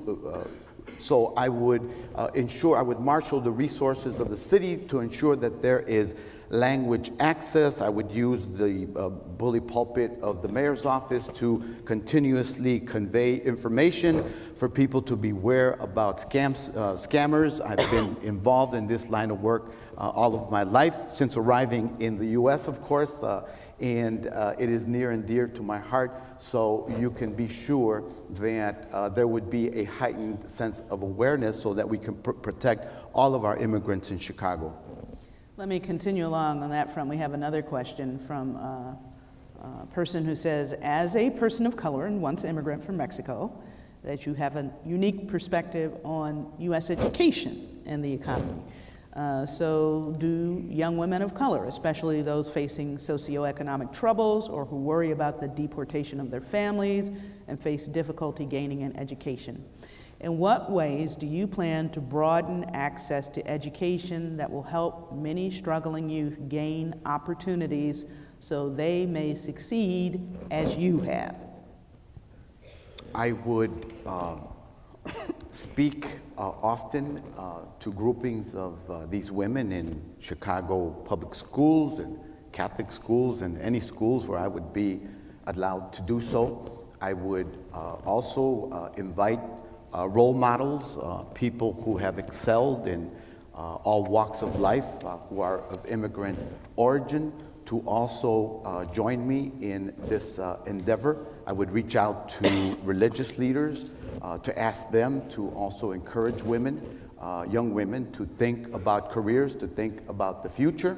I would, of course, ensure that as many stakeholders as possible who want to promote this initiative to increase the number of young women going to higher education and pursuing careers can do so successfully, and to let them know that there are no limits, that they have a responsibility growing up in the society, becoming bilingual, to especially make a difference and to pave the way for future generations that they can have success. If I'm to be seen as a role model in that regard, of course, I am thrilled at that, but I would certainly marshal as many resources as possible to ensure that that happens.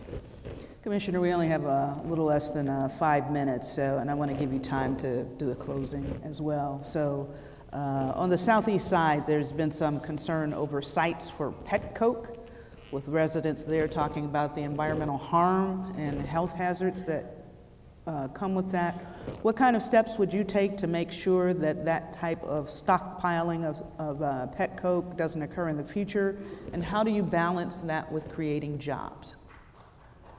The Petco issue is one that I've been engaged in conversations with some of the environmental advocates from that community, with community residents who live near the area where sometimes when the wind blows, the Petco dust is scattered in their vicinity. I don't think that Chicago residents should have to tolerate things like that. I think the levels of the Petco need to be reduced. I would seriously consider the possibility of having greater and stricter standards for the transportation of the Petco. We're going to be having a meeting next week with some of the advocates. I'm eager to hear what new proposals they have, but obviously they feel that the southeast area of the city of Chicago has been dumped on for too long, and they're seeking to position themselves to be in a better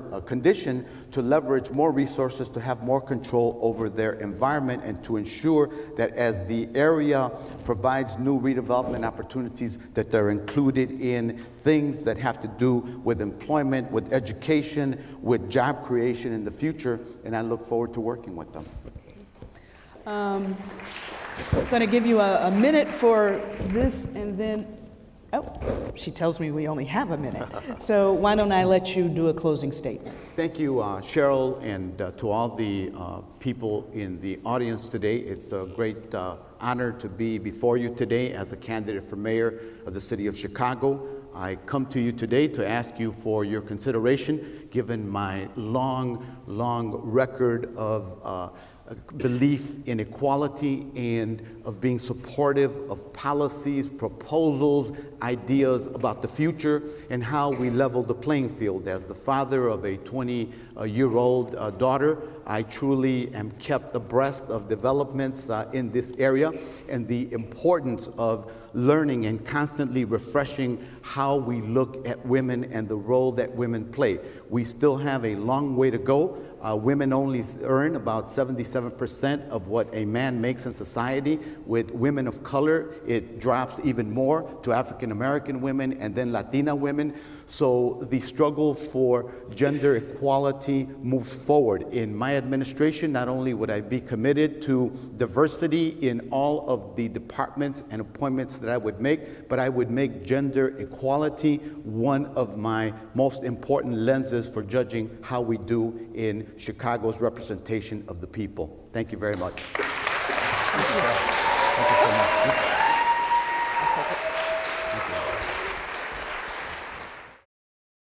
Well, let me introduce you to our next candidate, Dr. Willie Wilson, born in Louisiana.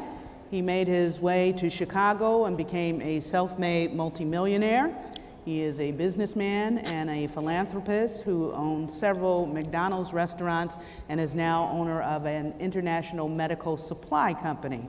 He also started a production company which produces the nationally syndicated gospel show Sing-Sation. And I guess you also won an Emmy or a Grammy or something, Yes. did you? Well, yeah. Yes, ma'am. So we might ask him to do a little ditty at the end of the meeting. I hear you. But go ahead, you can take it away, sir. All right. Well, let me first start out by saying thank God for His amazing grace. And to all of you all and who's here today, I wanted to speak from my heart. I'm not a politician. I'm a businessman, and I'm from a little place called Gibber, Louisiana. We make 20 cents per hour. We pick cotton and we chop cotton. And I ran away from home at a young age, age 13 years of age. And I ran because the fact of it was that we had to trying to take care of our mother and father, 11 sisters and brothers. So we were successful in doing that. I am what you call 2 generations from slavery. Being here today is in Chicago is a little different, but however, we're here, and I'll just be myself. I'm not going to give you a political question or answer. I'm going to be just myself, just a regular human being down to earth, and I will continue to be that way, whether it's popular or not. I'll say it, you know. So, my wife and I here in Chicago. I've been here since 1965. Again, 11 sisters and brothers. We'll struggle. We had ours and then jobs, you know. But with the help of God, we made it, and I haven't forgotten my community. And won't ever forget it.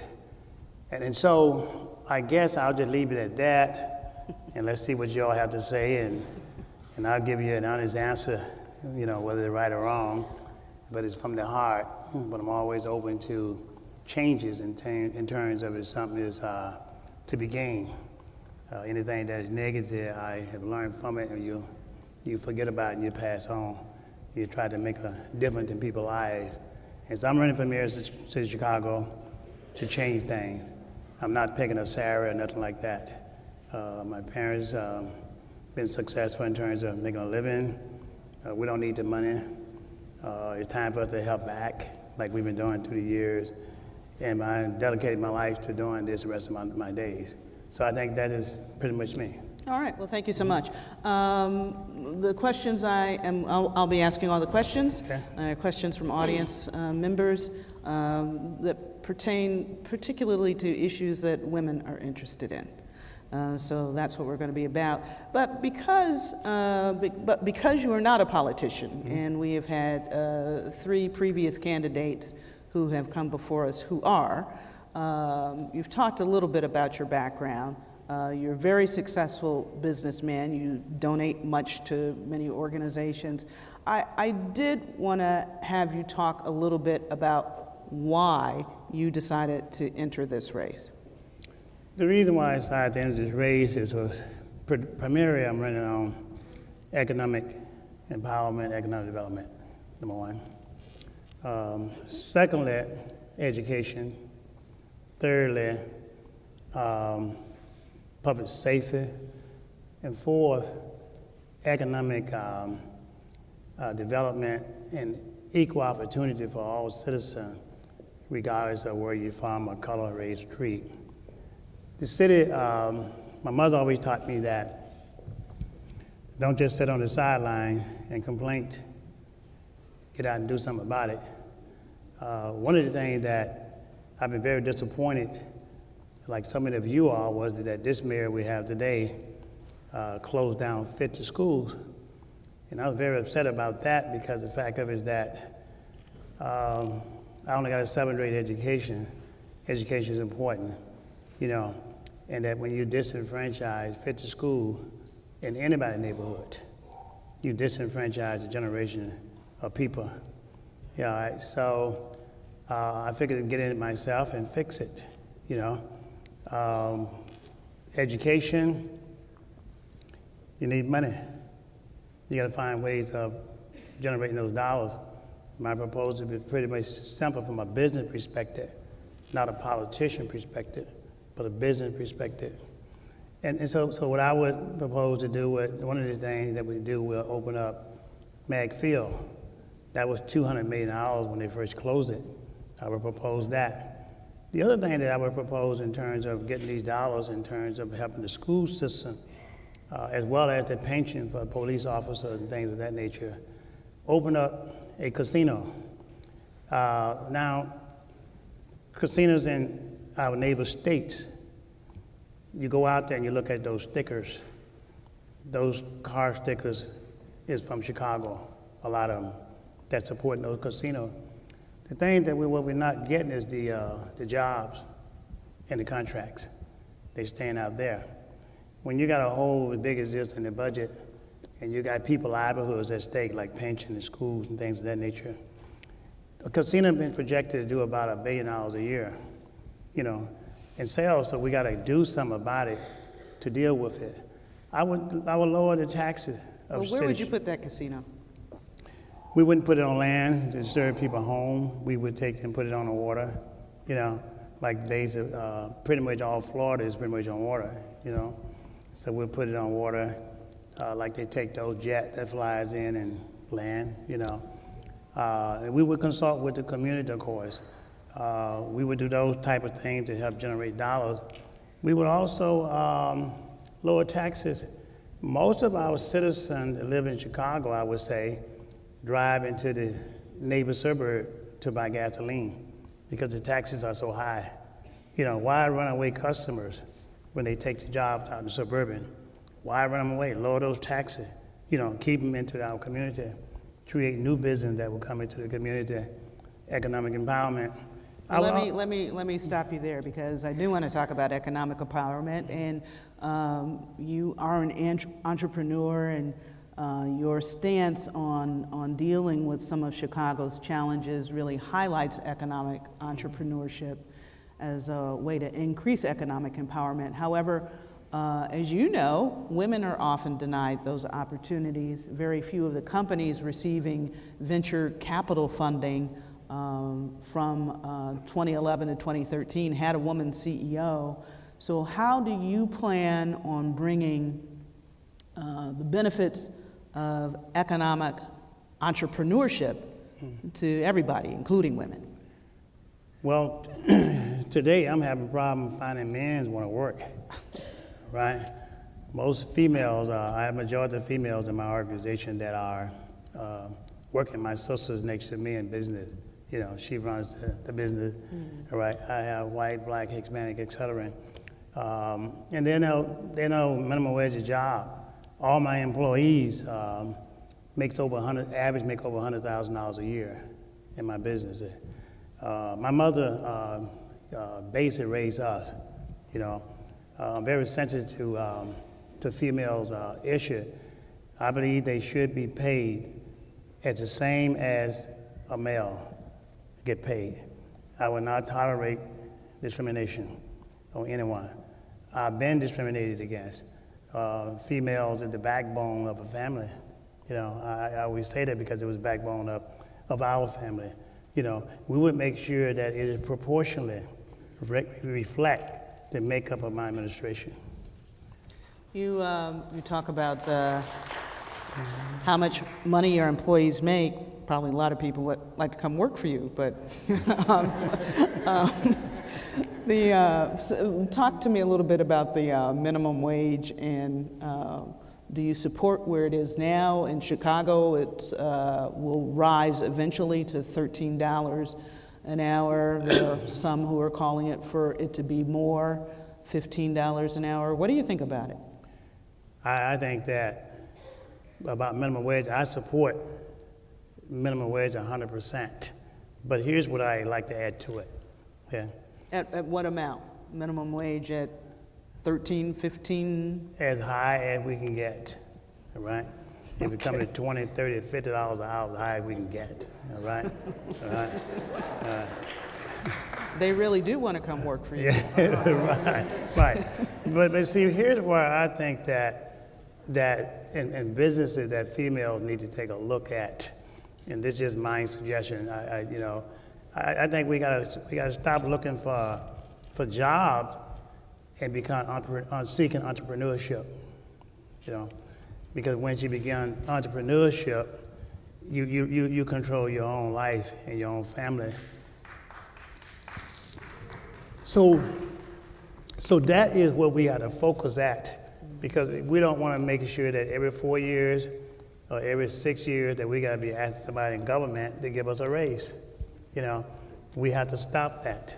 We don't need nobody to give us a handout. We need to create our own. The females have the base and they can make it happen. They just need to go on out there and get it done. I would set up an economic development fund out of the citizens of Chicago taxpayers' dollars, because you're entitled to it, that when you come to us, that those dollars set aside there to make sure you can start your own businesses and make sure you can take care of family like anybody else. Those are some of the things that I would start to put in action. I want to talk to you about crime, and as we do, I want to first offer my condolences to you. Mm-hmm. One of your sons was murdered in a gang dispute because of drugs. He was 20. Yes. And I wanted to know, you have kind of like firsthand experience, and what kind of plans would you put in place to combat some of the violence that we see with guns? My plan would be simple. I would fire the superintendent of police we have now. Just that simple. He have failed, public safety, the citizen. I would hire 4 more superintendent of police, break it into 4 districts, the city, therefore that you can get closer to the community. You have 50 alderman people in the city of Chicago, right, to run a whole big city. But it doesn't make sense to have 1 superintendent of police to run a big city. Break it down into 4 sections, then that way you get closer and closer to the citizen of the community. I would take them and run a study to take a lot of them out of the automobile so they can walk up and down the street with citizens. They can ride the subway, they can ride the L, they can knock on the business doors and things of that nature, get closer to the people.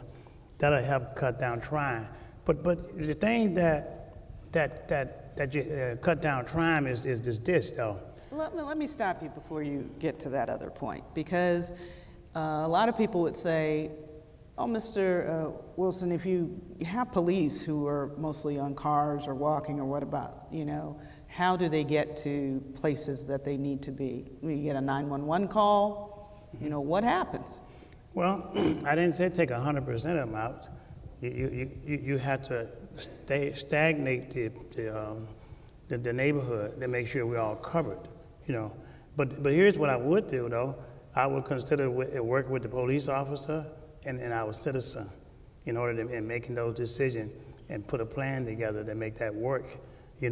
We walk up and down the street as well.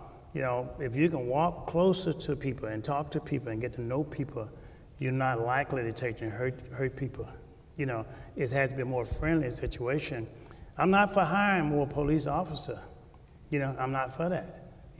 Because the fact of it is that take the economic empowerment structure, put back into a proportion community, help get that base, that now I'm a family that I'm making $100,000 a year, with the city of Chicago now, according to tax base, taking care of my family and get my kids to school. I think it needs more economic empowerment and development to make a more safer environment without creating a wall nest, per se, to put these bad environment here that it doesn't force people to do other things that we should not do. Because if you look at certain part of our city, crime is high in certain areas of the city. But you look at certain side of our city, economic development is very poor in certain segments of the city. But if you look at the city where you got all these job prosperity and factories and businesses, crime is low. Why can't we use that same scenario? I speak to you as from a business person, not from a politician. That's how we would fix it. You've had politicians being mayors for the last 100 years, going wrong in the last 100 years, all right? Try a business person like myself for the next 100 years. Okay. All right, let me shift you to another issue here, sir. This week we celebrated the 40th anniversary of Roe v. Wade, the abortion law, and very emotional issue still for a lot of people. And I was wondering if you supported full access to abortion and contraception in Illinois, and tell me why or why not. Well, let's put it this way. It's the law. I'm here to follow the law of the land of the United States and of the city of Chicago. I'm not here to take and work against the law. Too many people gotta eat first and gotta find jobs and things of that nature. I'm not gonna waste my time fighting something that's already passed. Like that. And that's it. Yeah. All right. Well, let me take you back to some of the economic things then. 20 years ago, Bill Clinton signed the Family and Medical Leave Act so workers could take unpaid leave to care for themselves or their family. Plenty are left out of that law, though, and many people can't afford to do that. So now there's this new push for a national law modeled after laws in California and New Jersey to allow employees to contribute a small portion of their salary in exchange for several weeks of paid leave at 2/3 of their monthly salary. So you see that in cities like Seattle and Portland and Jersey City, they have paid sick leave there. Do you think Chicago should require companies to provide paid sick leave? Tell me why or why not. Let me just answer it this way. We have to be careful with things and make sure that we study this whole situation very carefully. My wife got off, I guess, her job, and I mean, she's here, she'll be here tonight, and she have off 100 days a year. Having off that many days, and the citizen got to pay for it, all right? We have to set up a situation that if you're sick, you need to take off, but you don't need to be a Bulls game, or a basketball game, or a baseball game, all right? You don't need to do that. You use it honestly. Right. I mean, so you have to have checks and balance. I have employees that say they're sick, they want to do this, they want to do that, and they decide to just say, hey, I just don't feel like going to work today, all right? So we have to check and balance because we're passing those tax dollars who the senior citizen don't have enough money to take there and pay for their light bill or gas bill, and the first thing you know, they done went up on the real estate taxes, right? And then so you're pushing them out of their homes and things of that nature. Everything is a cost, I worked 10 years when I was working for McDonald's, worked my way up to the rank. 10 years without an off day. Without an off day. I worked for 20 cents per hour. Today, I still work just as hard, 7/24, to help other people. Now, I tell you, I work because the fact of it is that people need to eat. And I made my living in terms from the people of the community to my businesses. I don't have time to play games with people's livelihood. That's why I donate so much money back into it. But in answer to your question, that's the way why. Yeah. My question, though, is aren't those structured differently, though? I mean, aren't the employees really paying for their own sick days? I mean, it's from their own contribution, that they add that money in. So it's not like a taxpayer thing or anything. And if you don't want to have them take a sick day, would you throw in a couple personal days? I think as a business person, we do have sick days and leave days for what at my company. Okay. I'll give you a case example. One of my employees got ill, and I paid her for a whole 2 years. 2 years. You were still trying to get people to work for you. No, I literally paid her for a whole 2 years, and on top of that, when I paid for a whole 2 years, and unfortunately, one of her kids passed away, and I took care of her another year. But that ain't just her, but other people too. I just think that let's be fair about it.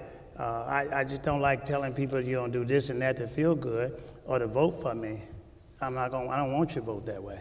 All right. So I mean, there are obviously people who aren't as generous as you. But you still think that you would not require companies to provide sick leave. Just want to make sure we're clear. I'm saying this right here. I'm not going to say I'm going to require for a company to do sick leave, because what happened is this here. You got to look at it twofold. If you require a company to give you sick leave, okay, they're going to pass it on down to our citizens. They're going to raise the prices of gasoline. They're going to raise the prices at food on the table when you go to the store, all right? Okay. All right? That's how they're going to get you, okay? And they're going to take advantage of you during those periods of time, all right? I'm for being fairness, all right? And however we reach that fairness between employees and the employer, I think we should come together that way and do it. So I guess I didn't answer your question. I guess in another figure, I kind of answered your question, not saying that I'm not being pro-citizen or worker and things of that nature, because I am. I pay a lot of money, and I give away a lot of money. So if I'm saying that, I pay a lot of money to employees, and I give away a lot of money, it must be something that you might want to consider that, okay? I think fairness is in place. I think probably like I give a standard across the board, maybe 7 to 10 days, sick days a year or something like that. But if you get sick more than that, use that up, you take off a year. Okay. I want to talk to you a little bit about immigration, because we have a lot of undocumented immigrants in Chicago who are at risk of losing their family or being sent away, security of their employment. I was wondering if you would support a municipal ID program. They have them in New York and San Francisco and other cities that would provide ID for immigrants and other city residents, so they could go to the library, use it for a library card, transportation, those sorts of things. I would have worn that. I'm what you call the same thing. We're no better than one another. Every citizen or non-citizen should make sure that they receive the protection of the law and fairness to all citizens. There are places today that in Chicago that I won't go to after 12 o'clock at midnight or 7, 8 o'clock at night that I won't go to in the city of Chicago as an African-American male, okay? Ain't no way that I would discriminate or allow anybody to discriminate because you may not have a ID or something like that. Yes, but we would make sure that they get all what they need. And also we would hire someone who happened to be very sensitive to its own community that got having these problems, Latinos, whoever else may be there, all right? Because I will also give them hands off. It won't be like, I'm gonna tell you something, but I'm not gonna let you do it. There's a lot of African-American, non-African-American that will be in a job. And they said, I'm there, but I call them, like black on the outside and white on the inside, okay? Right? That's what I call them, all right? And because some of them don't speak up, but they wouldn't have that, whether you're Latina, black, or anybody else. You are a human being, you are a child of God, and you should be given the same treatment under our spiritual religion. All right. Well, thank you, sir. I'm going to give you just a few moments to make a kind of closing statement to our group. Well, I've tried to be open and honest with everybody here today. You're not going to get me to say anything that against my principle. You know, my principle, let me be clear. My principle, that foundation that I believe in Jesus Christ, our Lord and Savior, I ain't going to ever get off that, all right? But I'm also putting business and religion, I won't influence on anybody else's faith or belief. You know, I believe in hard working. I believe that the thing that you would get from me, that I wasn't sent here by nobody. I don't owe anybody anything. You know, I'm not taking anything. I'm doing it from the heart because Chicago and the United States of America have been good to me. That's why I wear the American flag. God bless all of you all. Thank you, sir. Thank you so much. Thank you. You asked a question.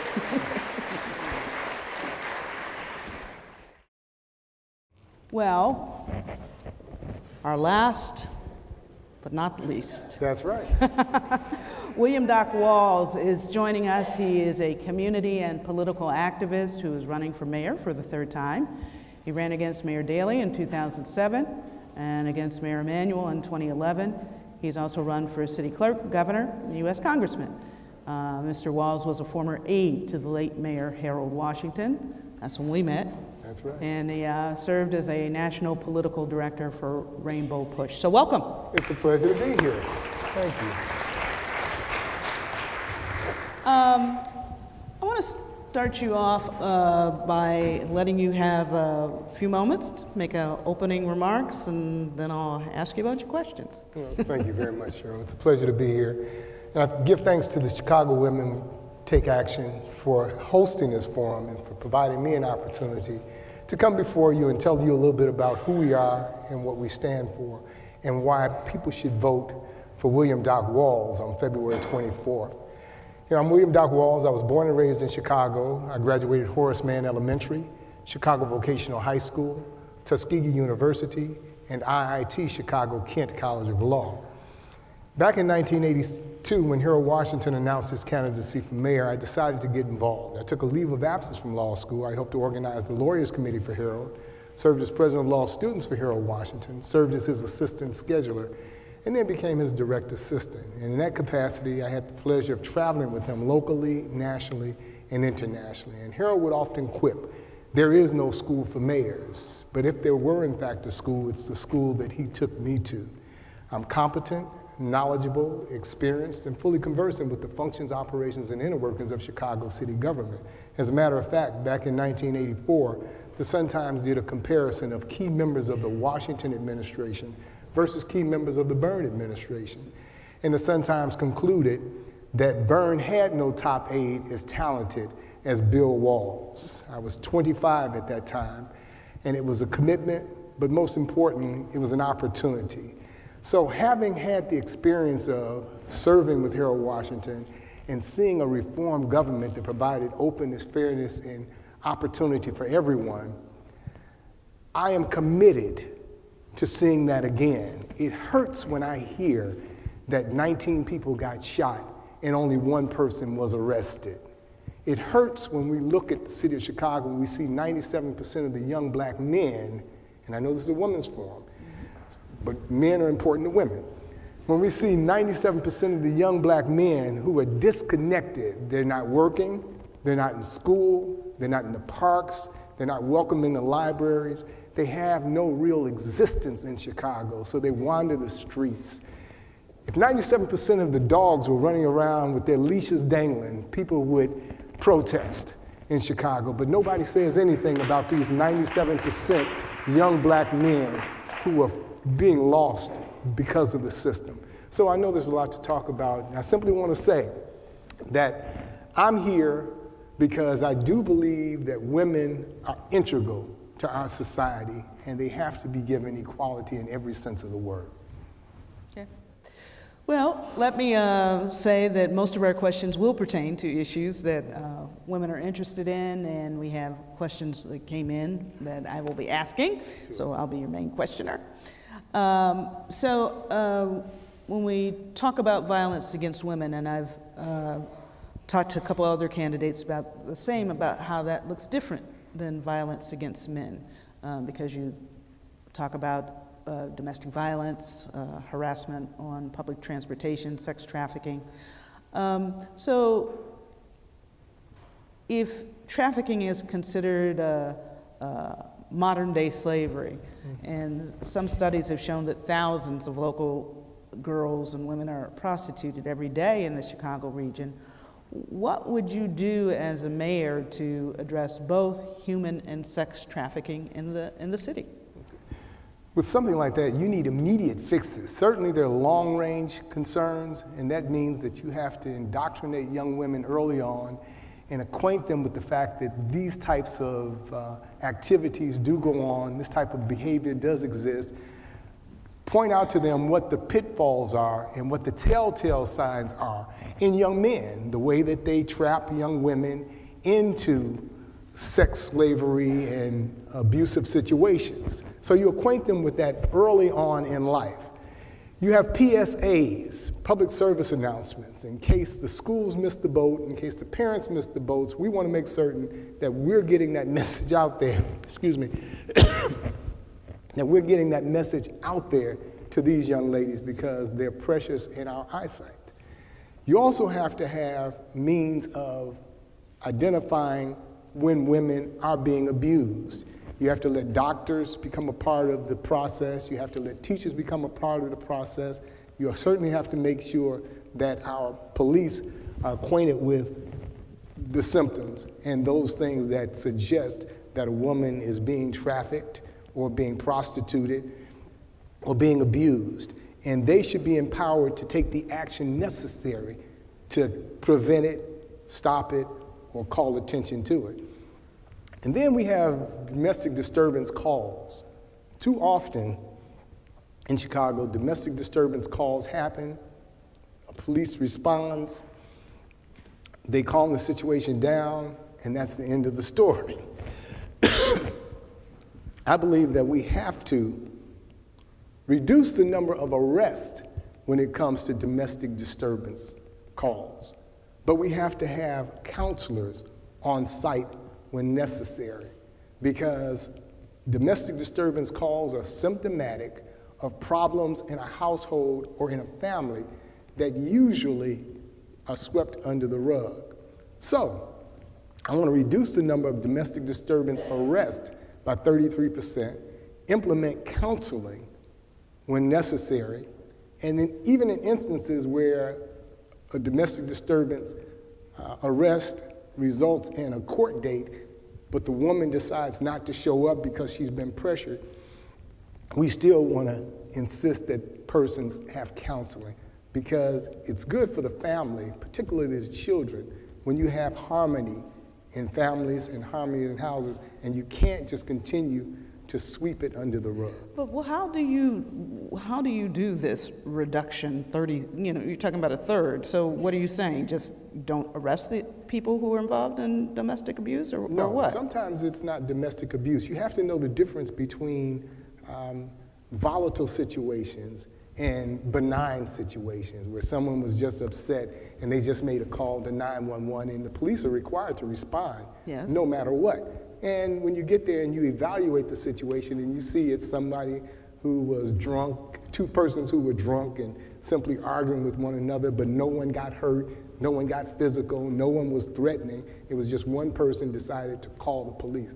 You have to know the difference between the two, and our police have to be trained appropriately. They go through extended training, and that should be part of the training. Let me talk to you just about that, because I started off talking about how violence against women is different. The Center for American Progress comes up with a number of women who are murdered by intimate partners, and they say more often it's driven by access to guns. And sometimes the shooters, it's not just the women, they're family members, children, things like that. So how do you address that, and would you support some kind of law or strategies just to make sure that people who are involved in those kinds of situations don't have access to guns? Absolutely. People with a history of domestic abuse, people who are given restrictions in terms of being able to come around certain people,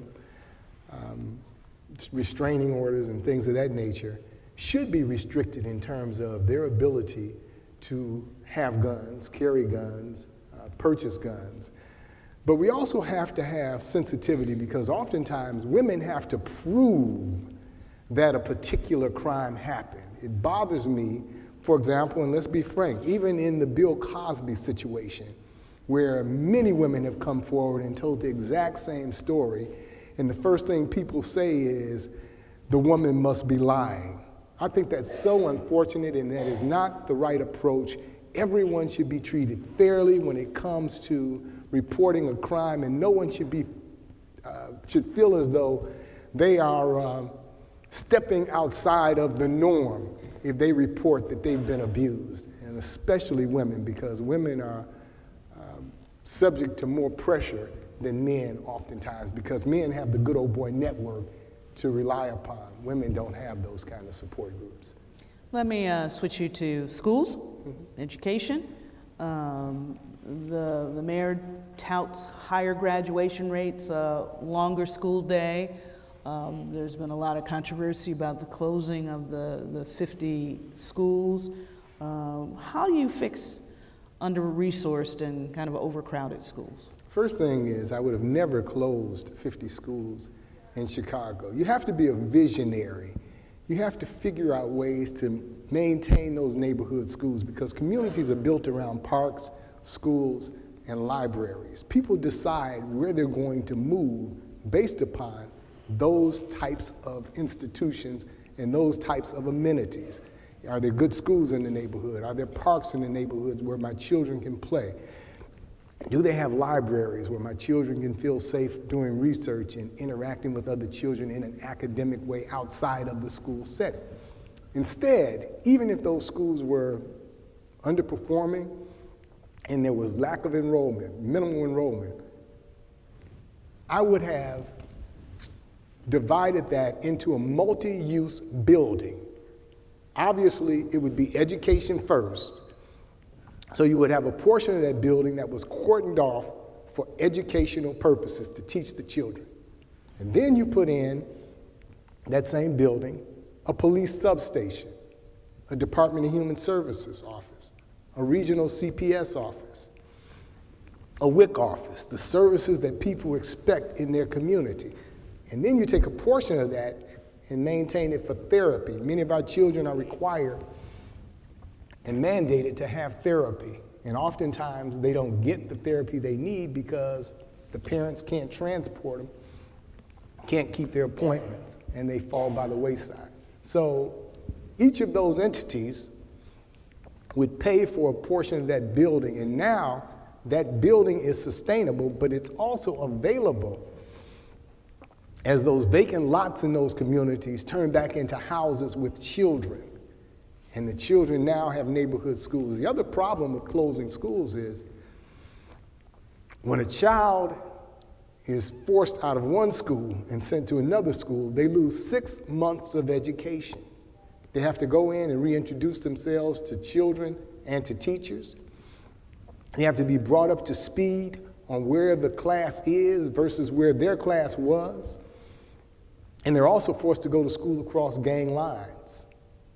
Many of them have to decide, do I want to continue my education or do I want to live? And we want to make certain that our children don't have to make those choices, those life or death choices. So you maintain neighborhood schools at all costs, but you have to have a visionary approach. So would you reopen those 50? Yes. Those schools now are sitting vacant, boarded up, but we're still heating them. We're still providing electricity. We're still providing water in those buildings. And it's costing us just as much now to maintain those buildings as it cost us previously. So yes, I would open those buildings. I'm asking all of our candidates where they stand on the elected school board. I certainly favor an elected school board. I favor an 8 single-member district board with the president chosen, elected at large. The thing that you have to do is make certain that you have campaign financing restrictions in place. to make certain that that election is not hijacked by special interest groups, unions, PACs, companies, or anybody else that has financial might. It has to be the kind of school board where any person, any community activist, any educational activist, any parent has an opportunity to get elected and have impact on the Chicago public school system. You, if you visit your platform, one of the things that you say that teaching the Bible should be taught in the school as part of the curriculum. Tell me why you think that should be, and should the other books of the major religions be taught as well? And what do you mean by taught? Okay, I think that's all my questions. That's fine. No, the Bible is the foundation of Western civilization. The Supreme Court says you can teach the Bible in school. The Constitution says you can teach the Bible in school, but you can't preach the Bible in school. Just like they teach Egyptian hieroglyphics in school, just like they teach Greek mythology in school, it is not preached, but it is taught. The Bible is an important document because, for example, our dollar says, "In God we trust." Our children need to know why our dollar says, "In God we trust." Additionally, when someone is sworn into office, they take an oath. They put their hand on the Bible and swear to tell the truth, the whole truth, and nothing but the truth. If it doesn't mean anything to you, then you're just mouthing words. Our children need to know. Additionally, when people decide that they will appear in court, you again take an oath as a witness. You put your hand on the Bible, you swear to tell the truth, the whole truth, and nothing but the truth. So you can't ignore the fact that the Bible is a part of our governmental system. It's a part of our foundation, and our children need to know. The Bible is taught in school districts all across America without objection.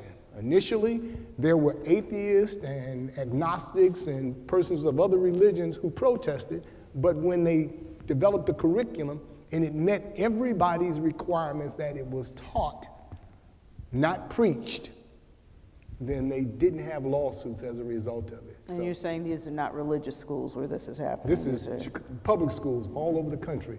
And you asked the question about other religions. I don't stand in the way of teaching other religions like Greek mythology and Egyptian hieroglyphics, and if somebody else went, but the Bible is the only document that I know that they ask you to put your hand on and swear on.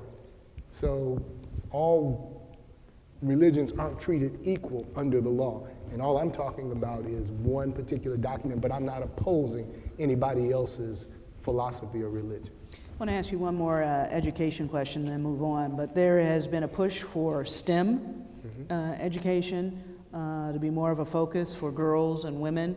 And I was wondering why you thought that there might be a learning gap between men and women in STEM subjects, and how would you work to address that issue? Yeah, science, technology, engineering, and math are really important, especially in this day and age. We live in a global society.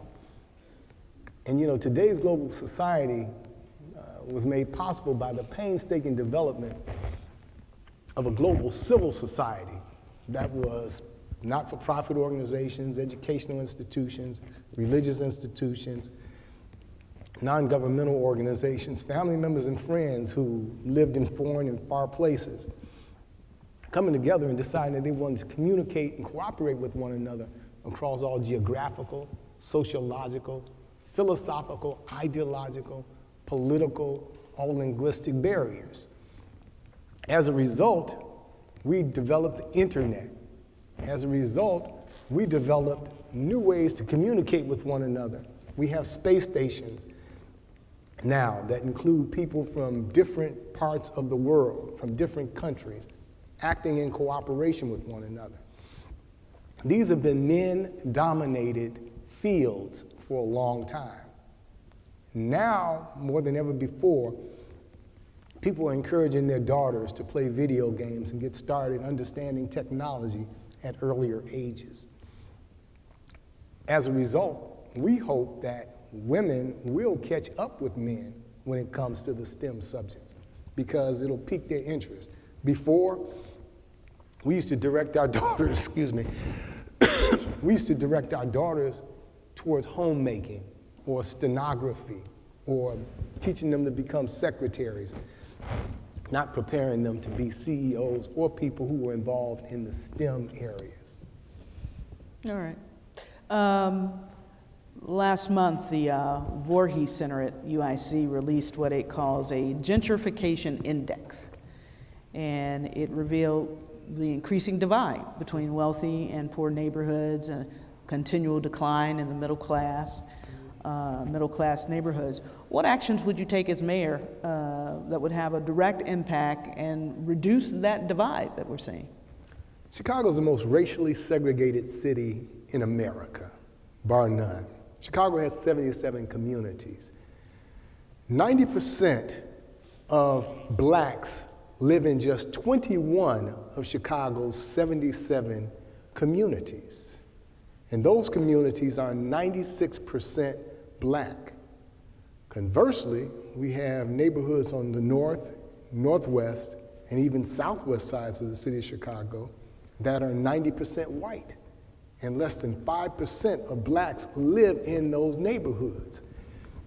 This is 2015. Things have not gotten better in terms of race relationships in the city of Chicago, particularly in terms of people being willing to live next door to one another. There is an interesting phenomenon, and that is called gentrification. It is where people start moving back into neighborhoods that they left previously. We had a plan for transformation. They tore down the Chicago public housing buildings.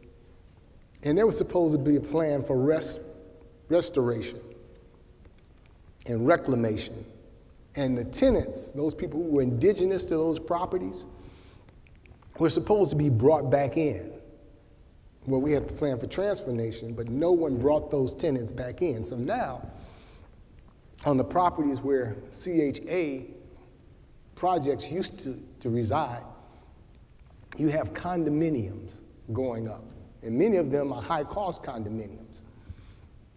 There is no sub-market rate housing available on those properties. There are no people who are of low income living in those properties. Well, don't they have, they're mixed income communities. I mean, you don't have a lot of public housing residents there, but you have some, don't you? Yeah, well, the problem is the residents who are of lower income are forced to pay market rate, and they use their vouchers to supplement that. But those residents who are usually protected by their LACs, the organizations that determine tenant rights, are not represented by the LACs because you have condo associations there. Yeah. So, one of the things that I proposed is that we would have a board of the CHA that's made up of people who are sensitive to that. The majority of the board would be former CHA residents, former voucher users, former Section 8 users, current residents, current voucher users, and current Section 8 users. Now, people look at or think about people in those categories in the wrong terms. There are a lot of people who grew up in CHA or grew up on vouchers, living in voucher-supported housing or had Section 8, who have now gone on to be doctors and lawyers and businessmen and people who are running corporations. So as long as they've had that experience, they bring some perspective to the board of CHA. So we want a board made up of people who really understand the housing issues, particularly the issues faced by poor people in the city of Chicago. And through that process, we can begin to communicate with one another and adapt policies that are beneficial to all of Chicago so that we break down that barrier between the haves and the have-nots. So that people grow to know that simply because a person is in CHA. CHA is not in them. And what happens is in mixed use communities or mixed income communities, you have people rubbing shoulders with people they otherwise would never come in contact with. Consequently, those persons might recommend someone for a job and help increase their status. But it's about familiarity. I have one last question for you, and then I'm going to give you time to make your statement. You know, as we look at the 5 candidates, sometimes you are somewhat pejoratively described as the perennial candidate. And during the last election, you did receive very, very few votes. So I was just wondering, what motivates you to run again? What keeps you at it? Anytime I hear that there are 19 people shot and only 1 arrest and nobody's doing anything about it, I feel the need to stand up. Anytime I see Emanuel close 50 schools, and I know that the reason he was able to close those schools, even though 90% of the people negatively impacted were African Americans, is because African Americans are not united as a community, unlike the Latino community, for example, which resisted his efforts to close schools, successfully resisted his efforts to close schools in their community. Anytime we recognize that Chicago is last in terms of the bond rating amongst major cities, well, the only city that might be as bad as Chicago is Detroit, and Detroit is bankrupt. When you look at our debt service, $900 million, that's the interest that we pay bankers. When you do the research and you recognize that Emanuel, during the first year in office, did not meet with any community organizers, any community leaders, any community groups, any homeowner groups.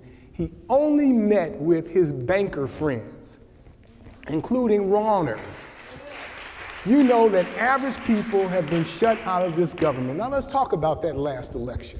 That last election was interesting because Barack Obama, Bill Clinton, Daley, the unions, black businessmen, white businessmen, everybody endorsed Emanuel. I spent my time downstairs in the Board of Elections knocking Rahm off the ballot. I spent my money, had 2 attorneys there. We were there for weeks. It was on television every day. And we knocked Rahm off the ballot twice. The Supreme Court then put Rahm back on the ballot. At that point, I knew it was a fait accompli. You weren't going to compete with all of those major endorsements and the fact that he had $14 million to work with. We knew that. So we didn't spend the money that others spent. Gary Chico spent about $3 million. Carol Moseley Braun, and Gary Chico got 25% of the vote. Carol Moseley Braun spent $1.5 million and got 8% of the vote. Miguel Duvalier spent well over $1 million and got 7% of the vote.